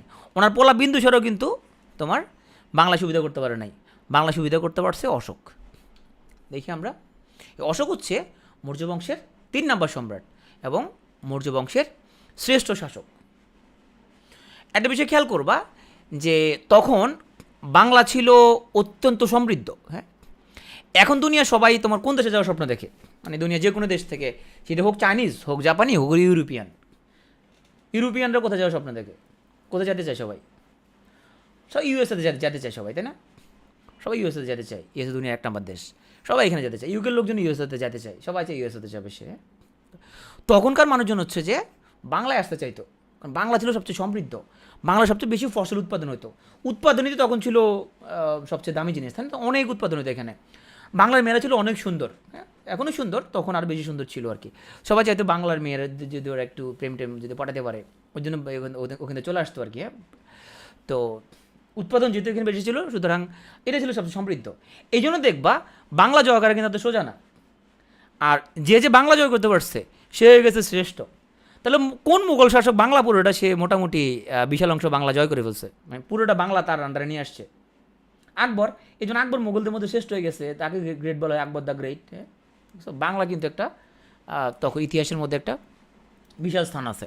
তাহলে এই সম্রাট অশোক উনি হচ্ছে মৌর্য বংশের শ্রেষ্ঠ শাসক। হ্যাঁ, লেকচার বুকে চন্দ্রগুপ্ত দেওয়া থাকলে কাটে দাও, কাটে তুমি অশোক লেখো। আর উনি বাংলায় মৌর্য বংশের প্রতিষ্ঠাতা এবং উত্তর বাংলা জয়কারীর প্রথম সম্রাট। আচ্ছা, এখানের মধ্যে তোমরা বিভিন্ন বইয়ের মধ্যে বিভিন্ন রকম তথ্য দেখতে পারো। যেমন আলালের বইয়ের মধ্যে তোমার হচ্ছে যে ও এখানের মধ্যে চন্দ্রগুপ্ত মৌর্য দিয়ে রাখছে। আমি ওকে জানাইছি, বললাম তুমি বইয়ের মধ্যে যে দিয়েছো চন্দ্রগুপ্ত মৌর্য, বলার মধ্যে কনফিউশন ক্রিয়েট করবে। আবার এক এক বইয়ের মধ্যে এক এক রকম আছে। এখানে যা লেখা আছে তুমি আমাদের তা পড়ো। আর যদি আমার স্লাইডে যদি কোনো কিছু না আমি নিজে কনফিউজ থাকি, আমি তোমাকে বলে দিব যে এই তথ্যটা বিভিন্ন বইতে বিভিন্ন রকম লিখছে। এই যা লিখছে মোটামুটি এগুলো গবেষণা করে লিখছি। আর অশোক ভাই উনি হচ্ছে পুণ্ড্রবর্ধন বা মহাস্থান করে ওনার রাজধানী স্থাপন করছে। আর মোটামুটি উনি হচ্ছে যে দাক্ষিণাত্যের কিছু এলাকা ছাড়া পুরো ভারতবর্ষের অধিকাংশ অঞ্চল জয় করছে। যে ব্যক্তি অধিকাংশ অঞ্চল জয় করছে সেই তো হচ্ছে যে তোমার হচ্ছে যে গ্রেট না। এবং তুমি যদি সন্দেহ লাগে তুমি দেখবো, তুমি যে সার্চ দাও তুমি পাবো অশোকা দ্য গ্রেট। হ্যাঁ, সে হলো মৌর্য বংশের শ্রেষ্ঠ শাসক। তাহলে পুরো ভারতে মৌর্য বংশ প্রতিষ্ঠা করে কিন্তু চন্দ্রগুপ্ত মৌর্য। কিন্তু চন্দ্রগুপ্ত মৌর্য দাদা উনি কিন্তু বাংলায় খুব একটা সুবিধা করতে পারে নাই, বাংলা সুবিধা করতে পারছে তার নাতি অশোক। এবং অশোক মূলত বাংলায় মৌর্য শাসন প্রতিষ্ঠা করেন। তো অশোকের আমলে একটা যুদ্ধ নাম হলো কলিঙ্গের যুদ্ধ। এই কলিঙ্গ যুদ্ধের মধ্যে প্রায় এখানের মধ্যে 1,50,000 কলিঙ্গ সেনা প্রাণ হারায় এবং মৌর্যদেরও প্রায় 1,00,000 সৈন্য এখানের মধ্যে প্রাণ হারায়। এবং এটা দেখে তোমার অশোক ভাই উনি খুবই মন খারাপ করে যে এত মানুষ মারা গেছে একটা যুদ্ধের জন্য। তো উনি চিন্তা করে যে আর কখনো উনি কোনো অস্ত্রশস্ত্র স্পর্শ করবেন না, এবং উনি বলে উনি আর কখনো কোনো যুদ্ধ করবে না, এবং উনি অহিংসার বাণী প্রচার করে এবং উনি বৌদ্ধ ধর্ম গ্রহণ করে এবং বৌদ্ধ ধর্মকে উনি বিশ্ব ধর্মে রূপান্তরিত করে। এই জন্য তোমার বৌদ্ধ ধর্মের কনস্টান্টাইন বলা হয় সম্রাট অশোককে। তাহলে মৌর্য রাজবংশের লোকজন ওরা মূলত বৌদ্ধ ধর্মের ওরা প্রচারক ছিল। তো মৌর্য বংশের শেষ যে শাসক তার নাম ছিল বৃহদ্রথ। আর বৃহদ্রথের মধ্য দিয়ে মৌর্য শাসনের সমাপ্তি ঘটে। মৌর্য যুগে যারা ছিল গুপ্তচর তাদের একটা টাইটেল ছিল, তাদের টাইটেল ছিল সঞ্চারা। এই যে গুপ্তচর লাগায় রাখতে হবে, স্পাই, এই আইডিয়াটা ছিল কৌটিল্যের, যে গুপ্তচর দিয়ে তুমি তোমার শত্রুকে অবজার্ভ করবা। এই যে বিষ দিয়ে শত্রুকে মারে ফেলা, এগুলো ছিল কৌটিল্যের বুদ্ধি সবগুলা, যে তোমার যে প্রতিপক্ষ তাকে সরাসরি না মারা খাবার মধ্যে একটু বিষ মিশিয়ে দিতে হবে, বিষ মিশিয়ে তাকে হচ্ছে মারে ফেলতে হবে। এই সকল আইডিয়া সবগুলো ছিল মূলত কৌটিল্যের। তোমরা জানো কৌটিল্য ছিল চন্দ্রগুপ্ত মৌর্য এবং তার পলা বিন্দুসারের দুজনেরই উপদেষ্টা ছিল। হ্যাঁ, সব চীনা বুদ্ধি যেগুলো ছিল আর কি, যেগুলো কুটিল বুদ্ধি সব এগুলো সব কৌটিল্যের মাথা থেকে বেরিয়েছে। তাহলে আমরা মৌর্য সাম্রাজ্য যা পড়লাম একটু রিভিউ করি। এখন তুমি আগে সব ভুলে যাও, এই স্লাইডটা মাথার মধ্যে ঢোকাও, এখানে যা আছে এই স্লাইডের মাথায় ঢোকাও। হ্যাঁ, এটা মাথার মধ্যে ঢোকাও। এটা ছিল ভারতীয় মহাদেশের প্রথম সাম্রাজ্য মৌর্য সাম্রাজ্য। সাল মুখস্থ করতে হবে না। প্রাচীন ভারতের প্রথম রাজবংশ মৌর্য বংশ, প্রতিষ্ঠাতা চন্দ্রগুপ্ত মৌর্য, শ্রেষ্ঠ শাসক অশোক, শেষ শাসক বৃহদ্রথ। এই মৌর্য সাম্রাজ্যের তাদের রাজধানী ছিল পাটলিপুত্রতে। বাংলাতে তাদের প্রাদেশিক রাজধানীর নাম ছিল পুণ্ড্রবর্ধন। মৌর্য যুগে গুপ্তচরদের বলা হতো সঞ্চারা। ধর্ম ছিল অশোকের আমল থেকে বৌদ্ধ। এগুলো মৌর্য সাম্রাজ্য। তুমি এই স্লাইডটা মাথার মধ্যে ঢুকে ফেলো। তাহলে ভারতে মৌর্য বংশ প্রতিষ্ঠা করে চন্দ্রগুপ্ত মৌর্য, আর বাংলায় অশোক। শোনো, পরীক্ষার মধ্যে তুমি রিভিশনের প্ল্যান এখন থেকে করে ফেলতে হবে। রিভিশন প্ল্যান তুমি কীভাবে এক সপ্তাহ রিভিশন দিবে। তোমরা রিভিশন দাও, বই একটা ধরো, এমনি তুমি যেটা করো আর কি, তোমরা বই একটা ধরো, ধরিয়া এরপরে তুমি হচ্ছে যে লাল নীল হলুদ মার্কার নিয়ে বসে এক লাইন পড়ছো, বুঝছি, লাল দাগ দেয়, এইটাও বুঝছি আবার দাগ দেয়, এটাও বুঝছি এটা দাগ দেয়, এটাও বুঝছি এটা দাগ দেয়, দাগ দিতে পুরো বই দাগাই ফেলছে, বুঝছি পুরো লাইন বুঝছি, পুরো বই বুঝে গেছি আমি, দাগাই। এই যে হাবলু কোথাকার, এইভাবে দাগ দিলে তুমি কি রিভিশন দিতে পারবা? রিভিশন দিতে পারবা। এখন পড়ার সময় যে তোমার টাইম কম, তুমি এমনভাবে তুমি দাগ দিয়ে রাখবা বা নোট করে রাখবা যাতে করে তুমি শুধুমাত্র তোমার কি পয়েন্টগুলো তুমি পরীক্ষার এক সপ্তাহ আগে তুমি রিভিশন দিতে পারো। সব দাগানোর কোনো দরকার নাই তোমার। তাহলে বললাম এই স্লাইডটা তুমি পরীক্ষার আগে তুমি এই স্লাইডগুলো ওয়েবসাইটে আপলোড করা থাকবে, তুমি এই স্লাইডে রিভিশন দেবে। তুমি এগুলো হাবলু এগুলোর মতো এগুলো পড়ার দরকার নেই তোমার। এগুলো সবগুলো আমি একটা স্লাইডে নিয়ে আসছি। তুমি দ্রুত কুইকলি তুমি এইটার মধ্যে কি লেখছে এটা রিভিশন দিয়ে ফেলবা। দরকার তুমি খাতা লেখা রাখো, এটা কোথাও কাগজে লেখা, তুমি এখন কাগজে লেখার টাইম নেই অবশ্য, তুমি লেখা রাখবে এখানের মধ্যে। জাস্ট এইটা রিভিশন দিবা, যে এইটা বললে পুরো আর মৌর্য চলে আসছে না, চলে আসছে কিনা পুরো মৌর্য এটার ভিতরে আসছে, জাস্ট এটাই বলবা। এখন থেকে তুমি প্ল্যান রাখবা যে কীভাবে আমি রিভিশনটা দিব, পুরোটা পুরো রিভিশন দেওয়া পসিবল না। তাহলে মৌর্য পড়া শেষ, এরপর আমরা বলবো গুপ্ত। আসো, ভারতে গুপ্ত সাম্রাজ্য প্রতিষ্ঠা করে মহারাজা শ্রীগুপ্ত। কিন্তু শ্রীগুপ্ত গুপ্ত সাম্রাজ্য প্রতিষ্ঠা করলেও উনি কিন্তু স্বাধীন রাজা ছিল না, বা তোমার হচ্ছে যে সে স্বাধীন ছিল না। আর এই গুপ্ত সাম্রাজ্যের প্রথম সম্রাট বা যিনি প্রথম স্বাধীন ও শক্তিশালী রাজা তার নাম হচ্ছে প্রথম চন্দ্রগুপ্ত।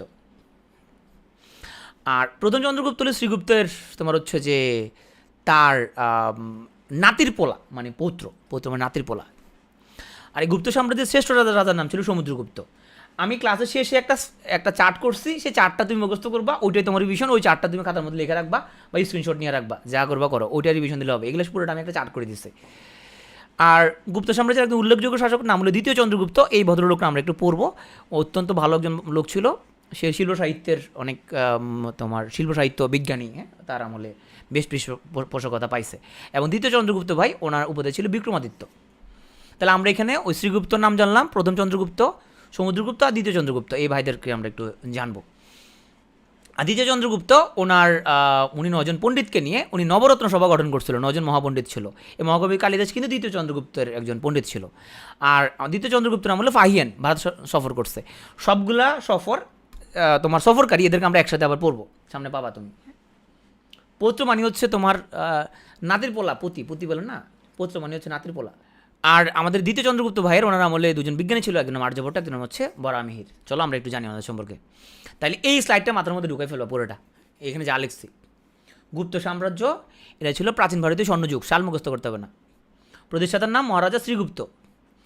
কোনো কারণে যদি শ্রীগুপ্ত না থাকে অপশানে, তাহলে প্রথম চন্দ্রগুপ্ত দেখাবা।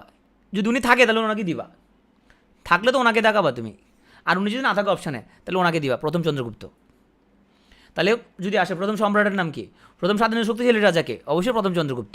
কারণ শ্রীগুপ্ত বাবা উনি হচ্ছে গিয়ে ছিল না, উনি তোমার স্বাধীন শক্তিশালী ছিল না, সে যা সাম্রাজ্য প্রতিষ্ঠা করতে আর কি সেখানের মধ্যে। আচ্ছা, এখন আমি এর আগের বার বললাম যে মৌর্যদের মধ্যে পুরো বাংলা জয় করছিল কে, মানে বাংলা প্রথম জয় করছে কে, বাংলা জয় করছে কে গো? অশোক। তাহলে তুমি গ্রেট বলছিলে কি না, বলছো না? গুপ্তদের মধ্যে বাংলা জয় করছে তোমার হচ্ছে যে সমুদ্রগুপ্ত। তাই সমুদ্রগুপ্ত সেরা, বাংলা জয় করছে, তাকে সেরা বলবো না কেন, সমুদ্রগুপ্ত। তাহলে তবে সে তোমার কুমিল্লার মেয়েদের মন জয় করতে পারে নাই, সমতটটা সে জয় করতে পারে নাই।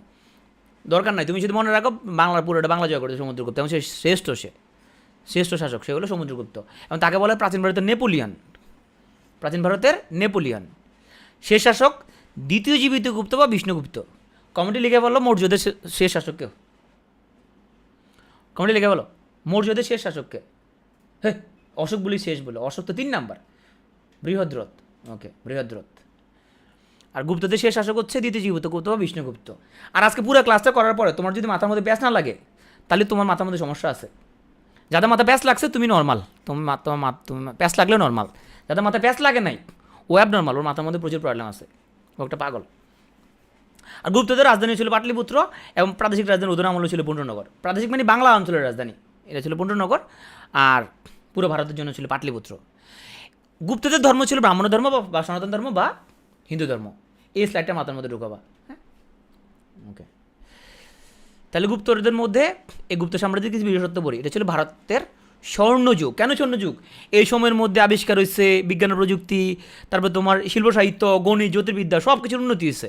এই জন্য তোমার হচ্ছে যে গুপ্ত সাম্রাজ্য। সো গুপ্ত সরকার এটা ছিল উন্নয়নের সরকার, বারবার দরকার। তো এই উন্নয়নের সরকার গুপ্ত, ওরা কী করছে আমরা দেখি। তোমার বর্তমান হিন্দু সংস্কৃতিতে আমরা যা দেখি এগুলো গুপ্ত যুগেরই ফসল, হ্যাঁ? তাহলে আমাদের গুপ্ত বংশের শ্রেষ্ঠ রাজা বা শ্রেষ্ঠ সম্রাট ওনার নাম সমুদ্রগুপ্ত। নামই তো সমুদ্র, কাজও সমুদ্র, হয়তো সব জয় করে ফেলছে সে, সমতর টমতর ছাড়া পুরো বাংলা জয় করে ফেলছে। আর প্রাচীন ভারতে নেপোলিয়ন বলা হয়েছে তাকে। কবিতাও লিখছে সে, কিন্তু কাব্য রচনা করছে। কাব্য রচনা করে কুমিল্লার মেয়েদের সে মঞ্চ করতে পারে নাই, এবং কাব্য রচনা করার জন্য কথিরাজ উপাধি পাচ্ছে সে, কথিরাজ। এবং আচ্ছা, আমরা আসবো এখানে একজন উল্লেখযোগ্য শাসক গুপ্তদের মধ্যে দ্বিতীয় চন্দ্রগুপ্ত।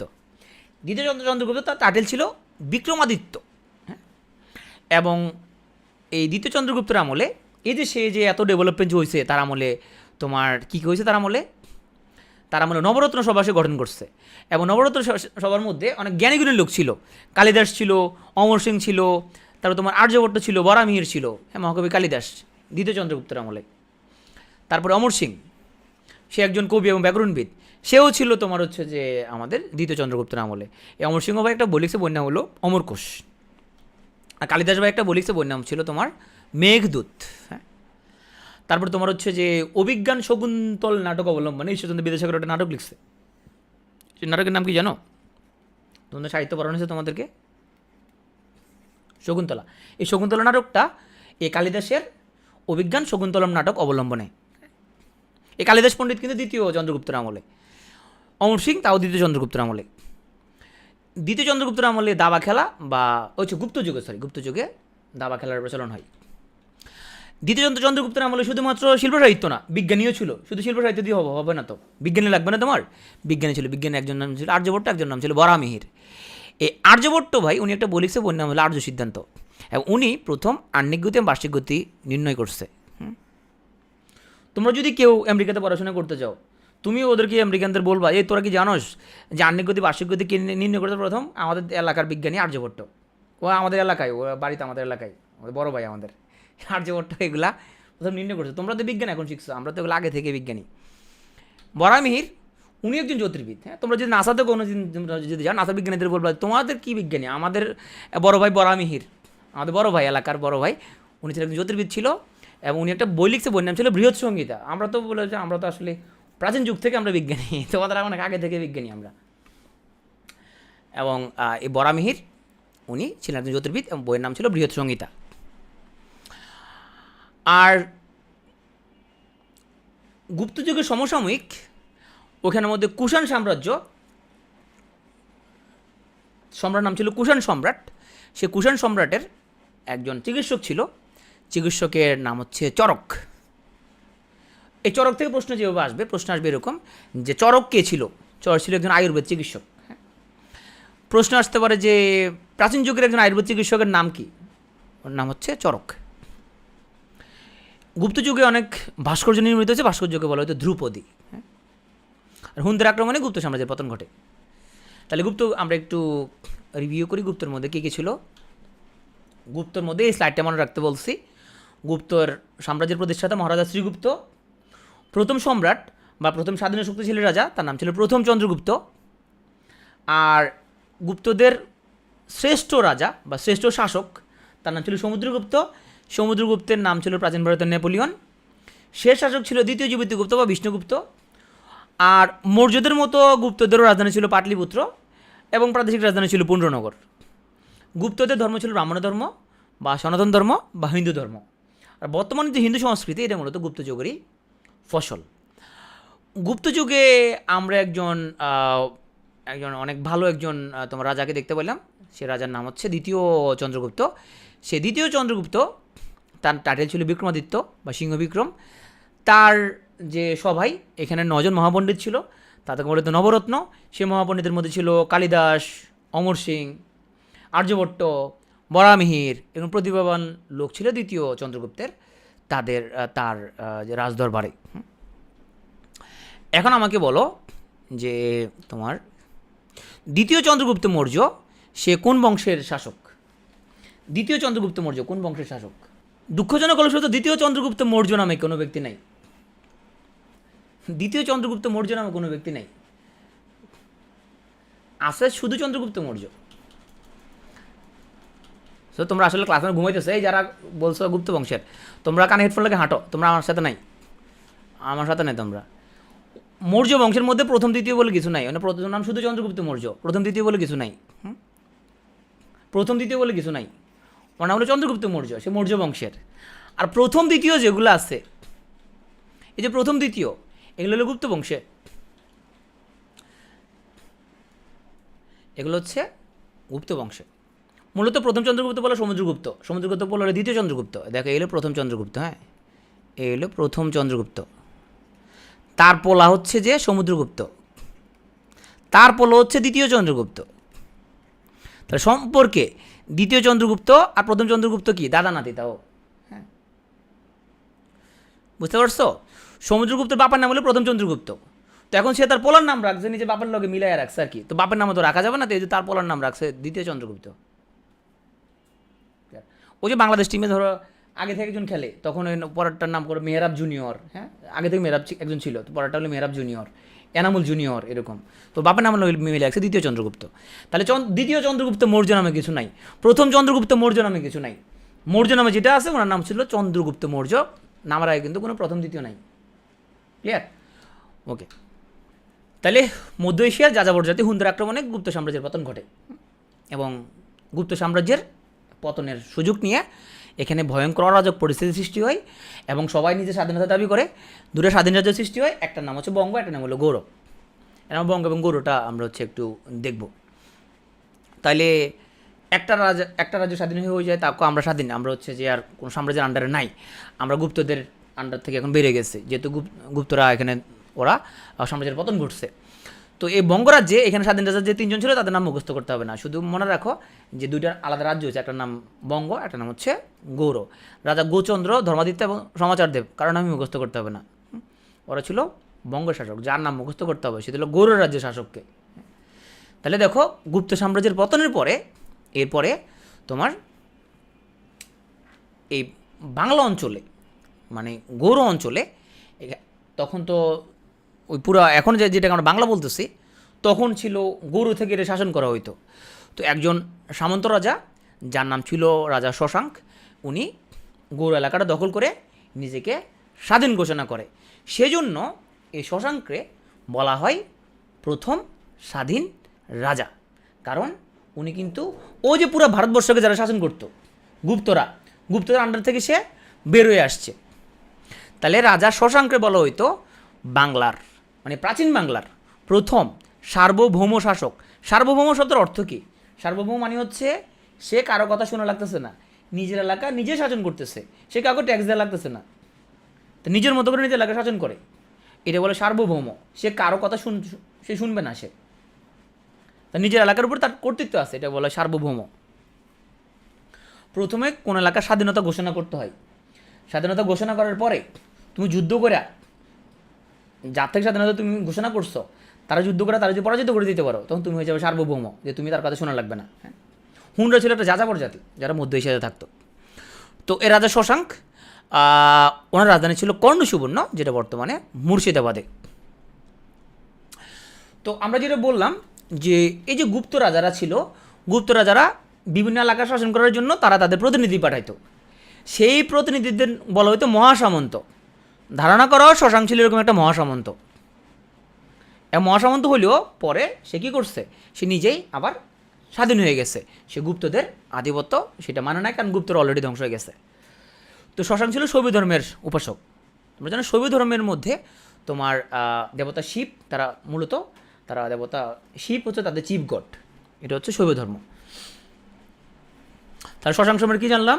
শশাঙ্ক হচ্ছে অবিভক্ত বাংলার প্রথম স্বাধীন ও সার্বভৌম রাজা এবং 594 খ্রিস্টাব্দে সে স্বাধীন গৌড় রাজ্যের প্রতিষ্ঠা করে। শশাঙ্কের উপাধি হচ্ছে মহাসামন্ত। মহাসামন্ত মানে কি? মহাসামন্ত মানে হচ্ছে যে তখন ওই যে গুপ্ত সম্রাট যারা ছিল তারা এলাকার মধ্যে প্রতিনিধি পাঠাইতো শাসন করার জন্য, তার বলে মহাসামন্ত। উনি একজন মহাসামন্ত ছিল এবং 3টা জনপদকে পুরা জনপদটাকে একত্রিত করে উনি নাম দেন গৌড়। আমরা আগেই বলছিলাম গৌড় বলতে মূলত পুরো বাংলাকে বোঝাইতো, কারণ শশাঙ্ক প্রাচীন বাংলার 3টা জনপদ যেগুলো ছিল আশেপাশে সবগুলো উনি দখল করছে, দখল করে নাম দিয়েছে গৌড়। এবং উনি তখন গৌড়ের শাসক হয়ে গেছে এবং গৌড়ের শক্তিশালী এবং স্বাধীন রাজা হয়ে গেছে উনি। এবং ওনার রাজধানী ছিল কর্ণসুবর্ণ, যেটা বর্তমান মুর্শিদাবাদে অবস্থিত। তো বঙ্গাব্দ সাল এক্স্যাক্টলি কে চালু করে এটা নিয়ে কিছুটা বিতর্ক আছে। আমরা জানি সম্রাট আকবর উনি বঙ্গাব্দ সাল চালু করে। এইটার মধ্যে মোটামুটি অমর্ত্য সেন সহ অনেক তোমার হচ্ছে জ্ঞানীগুণী ব্যক্তির একমত যে বঙ্গাব্দ সাল চালু করছে সম্রাট আকবর। ইদানিংকালে কিছু হিন্দুত্ববাদী গবেষক ওনারা মনে করেন যে বঙ্গাব্দ সাল চালু করেন শশাঙ্ক। এটা নিয়ে অনেকটুকু বিতর্ক আছে, তারপর আমরা এখানের মধ্যে রেখে দিলাম যদি কখনো পরীক্ষা আসে যে ধরো বঙ্গাব্দ সাল চালু করে, এখন শশাঙ্ক অপশানে রাখছে, তো অপশানে রাখলে তুমি দিবা, অপশানে না থাকলে আকবর হবে। আর শশাঙ্ক যখন মারা যায় তখন বাংলায় আসলে শাসন করার মতো এখানে উল্লেখযোগ্য কোনো রাজা ছিল না এবং ওনার মৃত্যুর পরে এরপরে বাংলা শাসক কী হবে এটা নিয়ে ঝামেলা দেখা যায়। যার বেশি শক্তি সে কম শক্তির একজনকে দখল করে ফেলার জন্য সে যুদ্ধ করতো। এটা বলা হয়তো মাৎস্যান্নয়। মাৎস্যান্নয় মানে বড় মাছ ছোটো মাছকে খেয়ে ফেলবে। হিউয়েন-সাং নামক একজন পর্যটক আসছিল। এই হিউয়েন-সাং নামক পর্যটক সে শশাঙ্ককে বৌদ্ধ ধর্মে নিগ্রহকারী হিসাবেও আখ্যায়িত করছিল। আর শশাঙ্ক যখন মারা যায় তখন মৃত্যুর পর কিছুদিনের জন্য গৌড়ের রাজা ছিল হর্ষবর্ধন। হর্ষবর্ধনের পরে এখানের মধ্যে আসলে তোমার প্রায় 100 বছর ধরে এখানে মাৎস্যান্ন চলে। এই হচ্ছে মাৎস্যান্নই। মাৎস্যান্ন মানে অরাজক পরিস্থিতি, বড় মাছ ছোটো মাছকে খেয়ে ফেলবে। এবং এটা মূলত তোমার শশাঙ্কের মৃত্যুর পরে প্রায় 100 বছর বাংলায় মাৎস্যান্ন ছিল। এখানে কোনো নির্দিষ্ট কোনো এখানের মধ্যে শাসক ছিল না, যার শক্তি বেশি সে দখল করে ফেলতো। তাহলে আমরা এতক্ষণ যেটা পড়তেছিলাম আমি একটু রিভিউ করি। আমরা মৌর্য সাম্রাজ্য পড়ার পর আমরা চলে আসছিলাম গুপ্ত সাম্রাজ্যে। গুপ্ত সাম্রাজ্য থেকে পড়ছিলাম, এটা প্রতিষ্ঠাতা হলো শ্রীগুপ্ত। এখানে প্রথম স্বাধীন বা শক্তিশালী বা প্রথম সম্রাট যাই বললেন না কেন উত্তর হবে প্রথম চন্দ্রগুপ্ত। এবং আমরা এও বলছিলাম যে প্রথম চন্দ্রগুপ্ত মৌর্য বলে আসলে কিছু নাই, প্রথম চন্দ্রগুপ্ত মৌর্য নামে কিছু নাই। চন্দ্রগুপ্ত মৌর্য নামক যে ব্যক্তি ছিল সে ছিল মৌর্য বংশের প্রতিষ্ঠাতা। আর গুপ্ত বংশের মধ্যে যারা আছে এখানে কোনো মৌর্য নাই, একজন নাম প্রথম চন্দ্রগুপ্ত, একজন নাম হলো দ্বিতীয় চন্দ্রগুপ্ত। তাইলে প্রথম চন্দ্রগুপ্ত সে ছিল গুপ্ত সাম্রাজ্যের প্রথম সম্রাট বা প্রথম স্বাধীন ও শক্তিশালী রাজা। এবং গুপ্ত সাম্রাজ্যের শ্রেষ্ঠ শাসক যাকে বলা হতো প্রাচীন ভারতের নেপোলিয়ন, তার নাম হলো সমুদ্রগুপ্ত। শেষ শাসকের নাম ছিল দ্বিতীয় গুপ্ত বা বিষ্ণুগুপ্ত। আর মৌর্যদের মতো গুপ্তদের রাজধানী ছিল পাটলিপুত্র, বাংলাদেশের রাজধানী ছিল পুণ্ড্রনগর। এবং আমরা গুপ্ত সাম্রাজ্যের আমলে আমরা আরেকজন অনেক বড় একজন রাজাকে দেখতে পাই, যার আমলে বেশ শিল্প সাহিত্য চর্চা ছিল। কী নাম তার? গুপ্ত যুগে উল্লেখযোগ্য রাজা যে ছিল মূলত প্রথম চন্দ্রগুপ্তের নাতি, তার নাম কী ছিল? যার টাইটেল ছিল বিক্রমাদিত্য, তার নাম ছিল দ্বিতীয় চন্দ্রগুপ্ত। তার আমলে অনেক বিজ্ঞানী ছিল, কবি ছিল। তার আমলে মহাকবি ছিল কালিদাস, অমর সিং ছিল ব্যাকরণবিদ। তার আমলে ছিল যে আর্যভট্ট, তার আমলে ছিল বরাহমিহির। হ্যাঁ, বরাহমিহির ছিল একজন জ্যোতির্বিদ। আর্যভট্ট উনি প্রথম আহ্নিকগতি বার্ষিকগতি নির্ণয় করছে, শূন্য আবিষ্কার করছে আর্যভট্ট। এরা সবাই আমাদের দ্বিতীয় চন্দ্রগুপ্তর আমলে তার রাজদরবার অলঙ্কিত করছে। নবরত্ন সভা গঠন করছে সে জ্ঞানীগুণী ব্যক্তিকে নিয়ে। ওকে, তাহলে আমরা মোটামুটি গুপ্ত পড়ে ফেলছি। এবং আমরা দেখলাম গুপ্তর আমলে ওরা পুরো ভারতবর্ষ ওরা এক করে রাখতে পারছে। কিন্তু মধ্য এশিয়া যাযাবর হুনজাতি যখন গুপ্তদেরকে পতন করে দিচ্ছে, তখন এখানের মধ্যে সবাই যার যার এলাকা স্বাধীন ঘোষণা করে ফেলছে। এর মধ্যে আমরা দেখলাম যে বঙ্গ এবং গৌড় এখানের মধ্যে দুটো স্বাধীন বঙ্গরাজ্য ক্রিয়েট হচ্ছে। এবং আমরা দেখলাম যে গৌড় রাজ্য যেটা, সে গৌড় রাজ্যের এখানের মধ্যে শাসন ক্ষমতায় শশাঙ্ক নামক একজন সামন্ত রাজা, যে ছিল মূলত গুপ্তদের মহাসামন্ত। এবং সে নিজেকে স্বাধীন দাবি করে সে তোমার গৌড়টা শাসন করা শুরু করে। এবং শশাঙ্ক রাজধানী স্থাপন করে কর্ণ সুবর্ণে। এবং শশাঙ্ককে বলা হয় প্রাচীন বাংলার প্রথম সার্বভৌম শাসক। এখন তোমরা কি বুঝতে পারছো যে শশাঙ্ক কেন সার্বভৌম? যে কেন হচ্ছে তোমার আমরা বলো তো কেন শশাঙ্ক সার্বভৌম? প্রাচীন বাংলার প্রথম সার্বভৌম শাসক তো তুমি ইয়াকে বললে সমস্যা, অশোককে বললে সমস্যা কি? অশোককে বললে সমুদ্রগুপ্তর কী দোষ করছে? সমুদ্রগুপ্তর বলবা না কেন? তারপরে তুমি হচ্ছে যে প্রথম চন্দ্রগুপ্তর তুমি বলবা না কেন? রাইট, বাংলাদেশ ছিল পুরো ভারতবর্ষের আন্ডারে। এখন শশাঙ্ক হলো পুরো বাংলাকে সে স্বাধীন করে ফেলছে সে, এই জন্য শশাঙ্ক হলো বাংলার প্রথম সার্বভৌম শাসক। অশোক তো ছিল পুরো ভারতবর্ষের শাসক, চন্দ্রগুপ্ত মৌর্য তো পুরো ভারতবর্ষের শাসক, সমুদ্রগুপ্ত তো পুরো ভারতবর্ষের শাসক, গুপ্তরা তো পুরো ভারতবর্ষ শাসন করছে। তাহলে শশাঙ্ক ছিল গুপ্তদের একজন প্রতিনিধি, মহাসামন্ত ছিল, সেখান থেকে বাংলাকে সে ফ্রি করে ফেলছে, ফ্রি করে আমি এটার রাজা। এই জন্য ওকে বলা হয় প্রথম সার্বভৌম শাসক। আর শশাঙ্কের মৃত্যুর পর হর্ষবর্ধন বসছিল ক্ষমতায়, এবং এরপরে এখানে 100 বছর প্রায় ঝামেলা লেগে গেছে। এখানে তোমার দুদল গ্রামবাসী ঝগড়া লাগতো, যার শক্তি বেশি সে ছোটোটারে তোমার দখল করে ফেলতো। তো এই যে 100 বছর যে এখানে মারামারি চলতেছিল, সেই 100 বছর তোমার এখানে আমাদের আইনশৃঙ্খলার অবনতি ঘটছিল, ব্যাপক পরিমাণ অরাজকতাপূর্ণ অবস্থা, যে যা শক্তি বেশি সে ছোটোটারে সে খাই ফেলতো। এবং এটা সপ্তম থেকে অষ্টম শতকে, যদি সাল যদি বলি তাহলে 637 থেকে আনুমানিক 750 পর্যন্ত এই পুরা পিরিয়ডটা এটা ছিল মাৎস্যান্নয়, প্রায় 100 বছরের মতো। এবং অষ্টম শতকের মাঝামাঝি গিয়ে 750 সাল কিন্তু অষ্টম শতক। আচ্ছা, 1530 সাল কত শতক বলো তো? 1530 সাল এটা কত শতক? 15 নাকি 16? 16 শতক। আমরা আসলে ব্রিলিয়ান্ট, আমি ভাবছিলাম 15 শতক বলবা। ঠিক আছে, তাহলে পরীক্ষা আসবে মাৎস্যান্নের অবসান কখন ঘটে? অষ্টম শতকের মাঝামাঝিতে মাৎস্যান্নের অবসান ঘটে। মাৎস্যান্নের সময় গেলেন কোনটা? সপ্তম এবং অষ্টম শতক। সূচনা হয় শশাঙ্কের মৃত্যুর পরে। আর মাৎস্যান্নের পুরো সময়টা তাম্রপাল শাসনামল চলতেছিল এখানের মধ্যে। হ্যাঁ, অবসান ঘটে কেমনে? অবসান করে মানুষজন চিন্তা করলো কিরে এভাবে চললে তো কেমন হবে, এসব মারামারি করতেছে তোমার ক্ষমতার জন্য, তাহলে কেমন হবে, চলো আমরা একজনকে শাসক বানাই, আমরা ইলেকশন করি, ইলেকশন করে একজন শাসক বানাবো। তো আমরা দেখবো ইলেকশন করে শাসক কী হয়েছে, এবং সেই ব্যক্তির শাসন ক্ষমতা অধিষ্ঠিত হওয়ার মধ্য দিয়ে মাৎসন্যায়ের অবসান ঘটে। এই হচ্ছে সে শাসক, যার নাম হচ্ছে গোপাল। গোপাল কিন্তু আব্বা রাজা ছিল, সে রাজা হয়েছে এরকম না, বা সে নিজে যুদ্ধ করে কিন্তু রাজা হয় নাই। গোপাল হচ্ছে ভারতবর্ষের প্রথম গণতান্ত্রিক শাসক, এবং সে হচ্ছে পাল বংশের প্রতিষ্ঠাতা।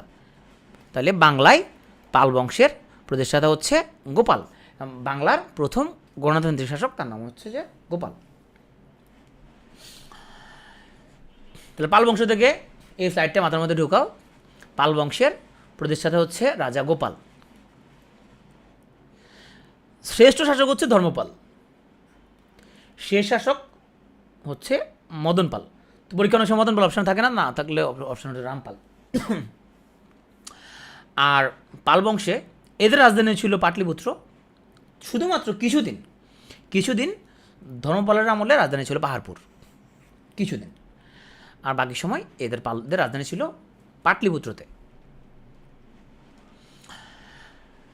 আমরা যদি ধর্ম দেখি, অশোকের পর থেকে মৌর্যরা ছিল বৌদ্ধ। গুপ্তরা কোন ধর্ম ছিল? গুপ্তরা কোন ধর্ম ছিল? হিন্দু বা সনাতন। ওকে, পালরা হচ্ছে আবার বৌদ্ধ, পালরা ছিল বৌদ্ধ। আর পাল বংশ এটা হচ্ছে বাংলায় তারা সবচেয়ে বেশি সময়, প্রায় 400 বছর ধরে শাসন করছে। আর পালদের আমলে আমরা পড়ে ফেললাম শ্রেষ্ঠ যে শাসক তার নাম হলো ধর্মপাল। আর ধর্মপাল হচ্ছে গোপালের মৃত্যুর পরে সে শাসন ক্ষমতা বসে, এবং পাল রাজাদের মধ্যে তিনি ছিলেন সর্বশ্রেষ্ঠ। আর আরেকটা জিনিস দেখবা যে আমরা যাদেরকে সর্বশ্রেষ্ঠ বলতে হয় তারা হচ্ছে কিছু একটা স্ট্রাকচার বানাইতে হবে, কিন্তু বিল্ডিং হতে পারে, সেটা যে কোনো স্থাপনা হতে পারে, কোনো ব্রিজ হতে পারে। হ্যাঁ, তো ইতিহাসে যারা তোমার এই ধরনের স্থাপনা বানায় তারা হচ্ছে ইতিহাসে রয়ে যায়, যেহেতু স্থাপনা যখন যেহেতু থেকে যায়। যেমন তাজমহল যদি না বানাইতো তাহলে শাহজাহান কিন্তু এতদিন কেউ মনে রাখতো না। তাজমহল বানানোর কারণে শাহজাহানকে কিন্তু লোকজন এখন এতদিন পর্যন্ত মনে রাখছে। ধর্মপাল যেহেতু সর্বশ্রেষ্ঠ শাসক, নিশ্চয়ই সে কিছু একটা বানাইছে, কিছু না বানালে ওকে আমরা এরকম সর্বশ্রেষ্ঠ আমরা হচ্ছে কেন বলবো। একটা ছিল সে তখন তোমার বাংলার পাল বংশ, রাজপুতনার গুর্জর প্রতিহার বংশ এবং দাক্ষিণাত্যের রাষ্ট্রকূট বংশ, এই 3টা বংশের মধ্যে তখন যুদ্ধ চলতেছিল উত্তর ভারতের আধিপত্য নিয়ে। তো সেখানে মোটামুটি সে তোমার জয়লাভ করছিল। তো ওই কারণে সে সর্বশ্রেষ্ঠ, ঠিক আছে, কিন্তু সে কিছু স্থাপনা বানাইছিল। তার মধ্যে স্থাপনাটা হচ্ছে নওগাঁ জেলার পাহাড়পুর নামক স্থানে ধর্মপাল একটা বিশাল বিহার প্রতিষ্ঠা করে। এটা ছিল সোমপুর বিহার। পালরা পুরো ভারতবর্ষ শাসন করতে পারে নাই, উত্তর ভারত শাসন করছে তারা, উত্তর ভারত, বাংলা বিহার সহ উত্তর ভারতে তারা শাসন করতে পারছে, কিন্তু পুরো ভারতবর্ষ না। এবং পাল যুগের একটা বৈশিষ্ট্য, যদিও পাল রাজারা বৌদ্ধ ছিল কিন্তু সকল ধর্মের ওরা পৃষ্ঠপোষকতা করছে। আর ধর্মপালের মৃত্যুর পর তার পোলা দেবপাল ক্ষমতা বসছে, সেও বাপকা বেটা। তো তার বাপ হচ্ছে এখানে একটা পাহাড়পুরে একটা সোমপুর বিহার বানাইছে। তো সেও কিছু জিনিস করছে, সে বানায় নাই, সে ওখানের মধ্যে সে পৃষ্ঠপোষকতা করছে। কিসে পৃষ্ঠপোষকতা করছে? নালন্দা বিশ্ববিদ্যালয়কে সে পৃষ্ঠপোষকতা করছে। নালন্দা বিশ্ববিদ্যালয় অবস্থান হচ্ছে ভারতের বিহার রাজ্যে। আর নালন্দা বিশ্ববিদ্যালয়কে বলা হয় 5ম শতকে নির্মিত শ্রেষ্ঠ প্রাচীন বিশ্ববিদ্যালয়। আর এই বিশ্ববিদ্যালয় প্রতিষ্ঠাতা হচ্ছে গুপ্ত যুগের শাসক কুমারগুপ্ত। এই নালন্দা যে বিশ্ববিদ্যালয় যে বা মহাবিহার, এটার চ্যান্সেলর বা আচার্য ছিলেন মহাবীর শিলভদ্র। তো তোমরা জানো 2014 সাল থেকে নালন্দা বিশ্ববিদ্যালয় পুনরায় চালু হয়, এবং এখানে উপাচার্য হিসেবে নিয়োগ পান নোবেলজয়ী অর্থনীতিবিদ অমর্ত্য সেন। আমাদের যে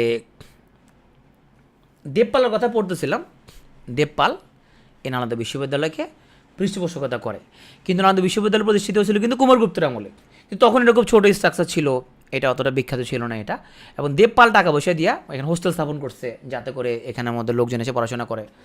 তক্ষশিলাও একটা প্রাচীন ইউনিভার্সিটি ছিল, কিন্তু তক্ষশিলাকে একটা পূর্ণাঙ্গ ইউনিভার্সিটির মর্যাদা দেওয়া হয় না। কারণ একটা পূর্ণাঙ্গ ইউনিভার্সিটিতে যেরকম তোমার হচ্ছে একটা প্রাচীন বিশ্ববিদ্যালয় অবশ্যই, এবং তক্ষশিলা ছিল নালন্দার চেয়েও প্রাচীন ছিল তক্ষশিলা, কিন্তু ওটাকে পূর্ণাঙ্গ ইউনিভার্সিটির মর্যাদা দেওয়া হয় না। ওকে,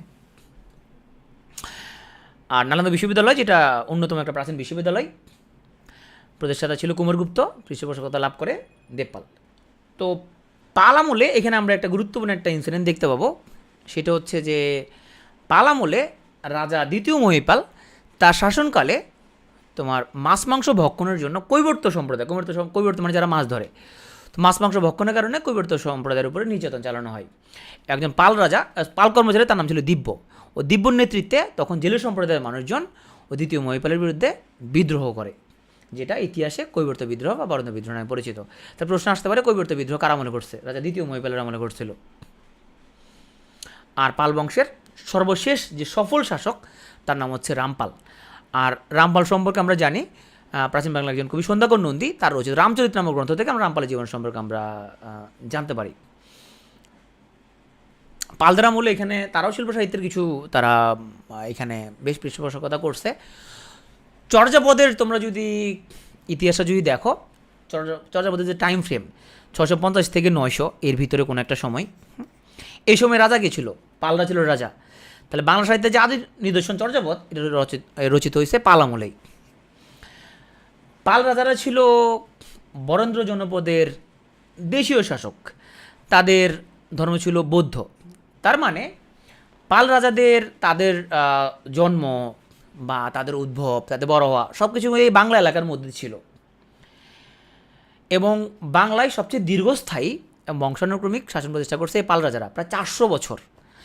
আর নওগাঁ জেলা পাহাড়পুরে সোমপুর বিহারের প্রতিষ্ঠাতা হচ্ছে ধর্মপাল। তারপর আমরা রামপাল দেখলাম, সর্বশেষ সফল শাসক, তার আত্মজীবনীমূলক গ্রন্থ নাম রামচরিতম। এই গ্রন্থটা লিখছে সন্ধ্যাকর নন্দী। রামপালের সভাকবি ছিল এই সন্ধ্যাকর নন্দী। হ্যাঁ, তো আমরা দেখলাম যে পাল আমলে রাজা দ্বিতীয় মহিপালের সময় একটা বিদ্রোহ হয়েছে, বিদ্রোহ নাম হলো কৈবর্ত বিদ্রোহ। এই কৈবর্ত বিদ্রোহের নেতৃত্ব দিয়েছে তোমার পালদের একজন রাজকর্মচারী, তার নাম ছিল দিব্য। আর পাল রাজাদের পিতৃভূমিতে বলে ফেললাম বরেন্দ্র, তারা বরেন্দ্র সন্তান ছিল। তারপরে পাল আমলে তোমার হচ্ছে যে তালপাতায় অঙ্কিত চিত্র সম্বলিত যে বৌদ্ধ গ্রন্থ অষ্ট সাহসিকা প্রজ্ঞাপারমিতা, এটা প্রথম মহিপালের আমলের বলে ভাবা হয়, এবং তালপাতার পুঁথিচিত্র এটাও পাল যুগের একটা নিদর্শন। তাহলে আমরা পাল একটু রিভিউ করি, আজকে দেখি তোমাদের কতটুকু মনে আছে। হ্যাঁ, আমাকে বলো পাল বংশের প্রতিষ্ঠাতাকে, সেটা বলো। পাল বংশের প্রতিষ্ঠাতাকে কমেন্টে লিখো। গোপাল। শ্রেষ্ঠ পালকে, পালদের মধ্যে শ্রেষ্ঠকে? ধর্মপাল। ওকে। নালন্দা বিশ্ববিদ্যালয় বা নালন্দা মহাবিহার, এখানে পৃষ্ঠপোষকতা দান করছে কে? ধর্মপালের বলা দেবপাল। আর কোন পাল রাজার আমলে বিদ্রোহ হয়েছিল? কোন পাল রাজার আমলে কৈবর্ত বিদ্রোহ হয়েছে? রাজা দ্বিতীয় মহিপালের আমলে কৈবর্ত বিদ্রোহ হয়েছে। আর চর্যাপদ ছিল পাল আমলের একটা নিদর্শন। তাহলে আমরা পাল পড়ে ফেললাম। এখন আসো আজকের আমাদের সর্বশেষ, সেটা হচ্ছে যে সেন বংশ। সেন বংশের মধ্যে এই স্লাইডটা মাথার মধ্যে ঢুকাও। এই সেন বংশ হলো প্রাচীন বাংলার সর্বশেষ রাজবংশ। সেনরা কিন্তু বাংলার লোক না, ওরা আসছে দাক্ষিণাত্যের কর্ণাটক থেকে, রাঢ় অঞ্চলের দিকে ওদের বাড়ি ছিল। আর সেন বংশের প্রতিষ্ঠাতা হচ্ছে সামন্ত সেন। তো সেন বংশের প্রতিষ্ঠাতা সামন্ত সেন হইলেও সে কিন্তু রাজা উপাধি ধারণ করে নাই। প্রথম রাজা হচ্ছে হেমন্ত সেন, শ্রেষ্ঠ রাজা হচ্ছে বিজয় সেন, আর সর্বশেষ রাজা বা প্রশ্ন যদি আসে বাংলা শেষ হিন্দু রাজা, তার নাম হচ্ছে কেশব সেন। অপশানে যদি কোনো কারণে কেশব সেন না থাকে তাহলে উত্তর হবে লক্ষণ সেন। হিন্দু সমাজে কলিন্য প্রথার প্রবর্তনকারী, কলিন্য প্রথা মানে জাত প্রথা, এই জাত প্রথার প্রবর্তন করছে বল্লাল সেন। সেনদের ধর্ম ছিল হিন্দু ধর্ম। তো চলো আমরা একটু সেন বংশ সম্পর্কে পড়ে আমরা হচ্ছে যে ক্লাসটা শেষ করব। তাহলে বাংলায় সেন রাজবংশের প্রতিষ্ঠাতা হচ্ছে সামন্ত সেন, এবং সামন্ত সেন নিজেকে রাজা দাবি করেন নাই। তার পোলা হেমন্ত সেন, সে নিজেকে মহারাজা দাবি করছে। তাহলে সেনদের মধ্যে প্রথম রাজার নাম হচ্ছে, যদি আসে প্রথম রাজাকে, উত্তর হবে হেমন্ত সেন। কিন্তু যদি আসে সেন বংশের প্রতিষ্ঠাতাকে, উত্তর হবে সামন্ত সেন। ওকে। শ্রেষ্ঠ রাজা, ওনার নাম ছিল বিজয় সেন। সেন বংশের একজন উল্লেখযোগ্য শাসক, তার নাম ছিল বল্লাল সেন। এ ছিল অত্যন্ত সুপণ্ডিত, তারপরে জ্ঞানগুণী ব্যক্তিদের প্রতি তার খুব অনুরাগ ছিল। দুটো বই লিখছে ভদ্রলোক, একটা বইয়ের নাম দানসাগর, একটা নাম ছিল অদ্ভুত সাগর। আর উনি তান্ত্রিক হিন্দু ধর্মের পৃষ্ঠপোষক ছিলেন। হিন্দু সমাজকে নতুন করে গঠন করার জন্য উনি কলিন্য প্রথার প্রবর্তন করেছিলেন। এখন যে জাত প্রথা যেটাকে আমরা বলি। তারপরে আমরা সেন বংশের একজন উল্লেখযোগ্য শাসক, তার নাম ছিল লক্ষণ সেন। মূলত বল্লাল সেনের মৃত্যুর পর লক্ষণ সেন ক্ষমতা বসে। যতদিন ক্ষমতা বসে তখন উনি অনেক বয়স্ক হয়ে গেছে, ওনার বয়স প্রায় 60 বছর ছিল তখন। এবং লক্ষণ সেনের তার পিতৃপুরুষের ধর্ম ছিল শৈব ধর্ম, ওটা ত্যাগ করে উনি বৈষ্ণব ধর্ম গ্রহণ করেছিলেন। তার ফলে উনি পরম বৈষ্ণব উপাধিও গ্রহণ করে। দেখো লক্ষণ সেনের পাশে আমি একটা জিনিস লিখে রাখছিলাম, বলে গৌরেশ্বর। হ্যাঁ, গৌরেশ্বর মানে কি? গৌরের ঈশ্বর। হ্যাঁ, তাহলে লক্ষণ সেনের একটা টাইটেল ছিল গৌরেশ্বর। পরীক্ষা প্রশ্ন আসতে পারে নিচের কার উপাধি গৌরেশ্বর? উত্তর লক্ষণ সেন। হ্যাঁ, আবার পরম বৈষ্ণব উপাধি কি গ্রহণ করে? তাও উত্তর হবে লক্ষণ সেন। তো 13 শতকের প্রথম দিকে মুসলিম সেনাপতি ইখতিয়ারউদ্দিন বখতিয়ার খলজি যখন নদী আক্রমণ করে, তখন লক্ষণ সেন দুপুরে লাঞ্চ করতেছিলেন এবং উনি কোনো প্রতিরোধ না করে উনি নদীপথে উনি মুন্সিগঞ্জ জেলার বিক্রমপুরে আশ্রয় গ্রহণ করে। সেখানে কিছুদিন ছিল এবং ওনার ছেলে কেশব সেনও কিছুদিন শাসন করতো সেখানে, এবং ধীরে ধীরে সেন বংশের পতন হয়ে যায়। তাহলে সেন বংশের প্রতিষ্ঠাতা হচ্ছে সামন্ত সেন, প্রতিষ্ঠাতা সামন্ত সেন। কিন্তু আমরা বলছিলাম পরীক্ষার মধ্যে এটা নিয়ে কনফিউশন হতে পারে। আমরা প্রথমে বলছিলাম যে এই সামন্ত সেন সে নিজেকে রাজা দাবি করে নাই। তো রাজা দাবি যেহেতু করে নাই, রাজা দাবি করেছে হেমন্ত সেন। তো মাঝে মধ্যে পরীক্ষা এরকম হতে পারে পরীক্ষায় যে সেন বংশের প্রতিষ্ঠাতাকে সামন্ত সেন অপশানের মধ্যে নাই, তখন তুমিও সেন বংশের প্রতিষ্ঠাতা হিসেবে হেমন্ত সেনকে তুমি দিয়ে দিবা। যেরকম আমরা গুপ্ত বংশের প্রতিষ্ঠা হলো শ্রীগুপ্ত। শ্রীগুপ্ত যদি অপশানে না থাকে তাহলে কী দিবা বলো? শ্রীগুপ্ত যদি অপশানে না থাকে তাহলে কী দিবা? তখন তুমি প্রথম চন্দ্রগুপ্ত দিয়ে দিবা। তখন তুমি প্রথম চন্দ্রগুপ্ত, যে ছিল মূলত শ্রীগুপ্তের পৌত্র, মানে তার নাতির পোলা ছিল সে। এরকম এখানে এরকম মাঝে মাঝে থাকতে পারে। আবার আমরা দেখছিলাম যে পাল বংশের আমরা শেষ শাসক বলছিলাম মদন পাল। তো মদন পাল যদি না থাকে রামপাল দিবা, কারণ হচ্ছে যে শেষ বলতে এখানে আসলে খুব উল্লেখযোগ্য। রামপাল ছিল সবচেয়ে উল্লেখযোগ্য, মদন পাল ওর নাম ছিল মদন, ও অত বেশি উল্লেখযোগ্য ছিল না, এই জন্য মদন পাল অংশ পরীক্ষা অপশানে থাকে না। সেম জিনিস এখানের মধ্যে সেন বংশের মধ্যে সামন্ত সেন অপশানে না থাকতে পারে, না থাকলে তুমি হেমন্ত সেন দেখা দিবা। শেষ শাসক হিসেবে উত্তর হচ্ছে কেশব সেন, এবং কেশব সেন যদি উত্তরে না থাকে তুমি লক্ষণ সেন দেখা দিবা। কারণ লক্ষণ সেন বলে কেশব সেন কিছুদিন বিক্রমপুরে শাসন করছিল, এরপরে ওরা হচ্ছে যে ওদের পার্মানেন্টলি ওদের সেন বংশের অবসান ঘটে। উত্তর মাঝে মধ্যে কেশব সেন নাও থাকতে পারে। আর শ্রেষ্ঠ হচ্ছে বিজয় সেন। লক্ষণ সেনের রাজধানী ছিল নদিয়া বা নবদ্বীপ। আমরা দেখলাম যে বল্লাল সেন হলো কৌলিন্য প্রথার প্রচলন করে, আর বল্লাল সেন উনি ছিল তান্ত্রিক হিন্দু ধর্মের পৃষ্ঠপোষক। ঢাকেশ্বরী যে মন্দির দেখো তোমরা, ঢাকেশ্বরী মন্দিরের প্রতিষ্ঠাতা কিন্তু বল্লাল সেন। তা বল্লাল সেন খুবই তোমার আমরা জানি যে সে খুবই জ্ঞানী গুণীদের প্রতি অনুরাগ ছিল, এবং বল্লাল সেন তার দুটো বই আছে, একটা নাম দান সাগর, একটা নাম অদ্ভুত সাগর। এগুলো অবশ্যই শেষ করতে পারে না, সে শেষ করছিল তোমার লক্ষণ সেন। তারপরে বিজয় সেন যে ছিল আমাদের সেন বংশের শ্রেষ্ঠ শাসক, তার রাজধানী ছিল বিজয়পুরে। আর বিজয় সেনের দ্বিতীয় রাজধানী ছিল মুন্সিগঞ্জ জেলার বিক্রমপুরে, যেখানে লক্ষণ সেন এসে আশ্রয় গ্রহণ করছিল।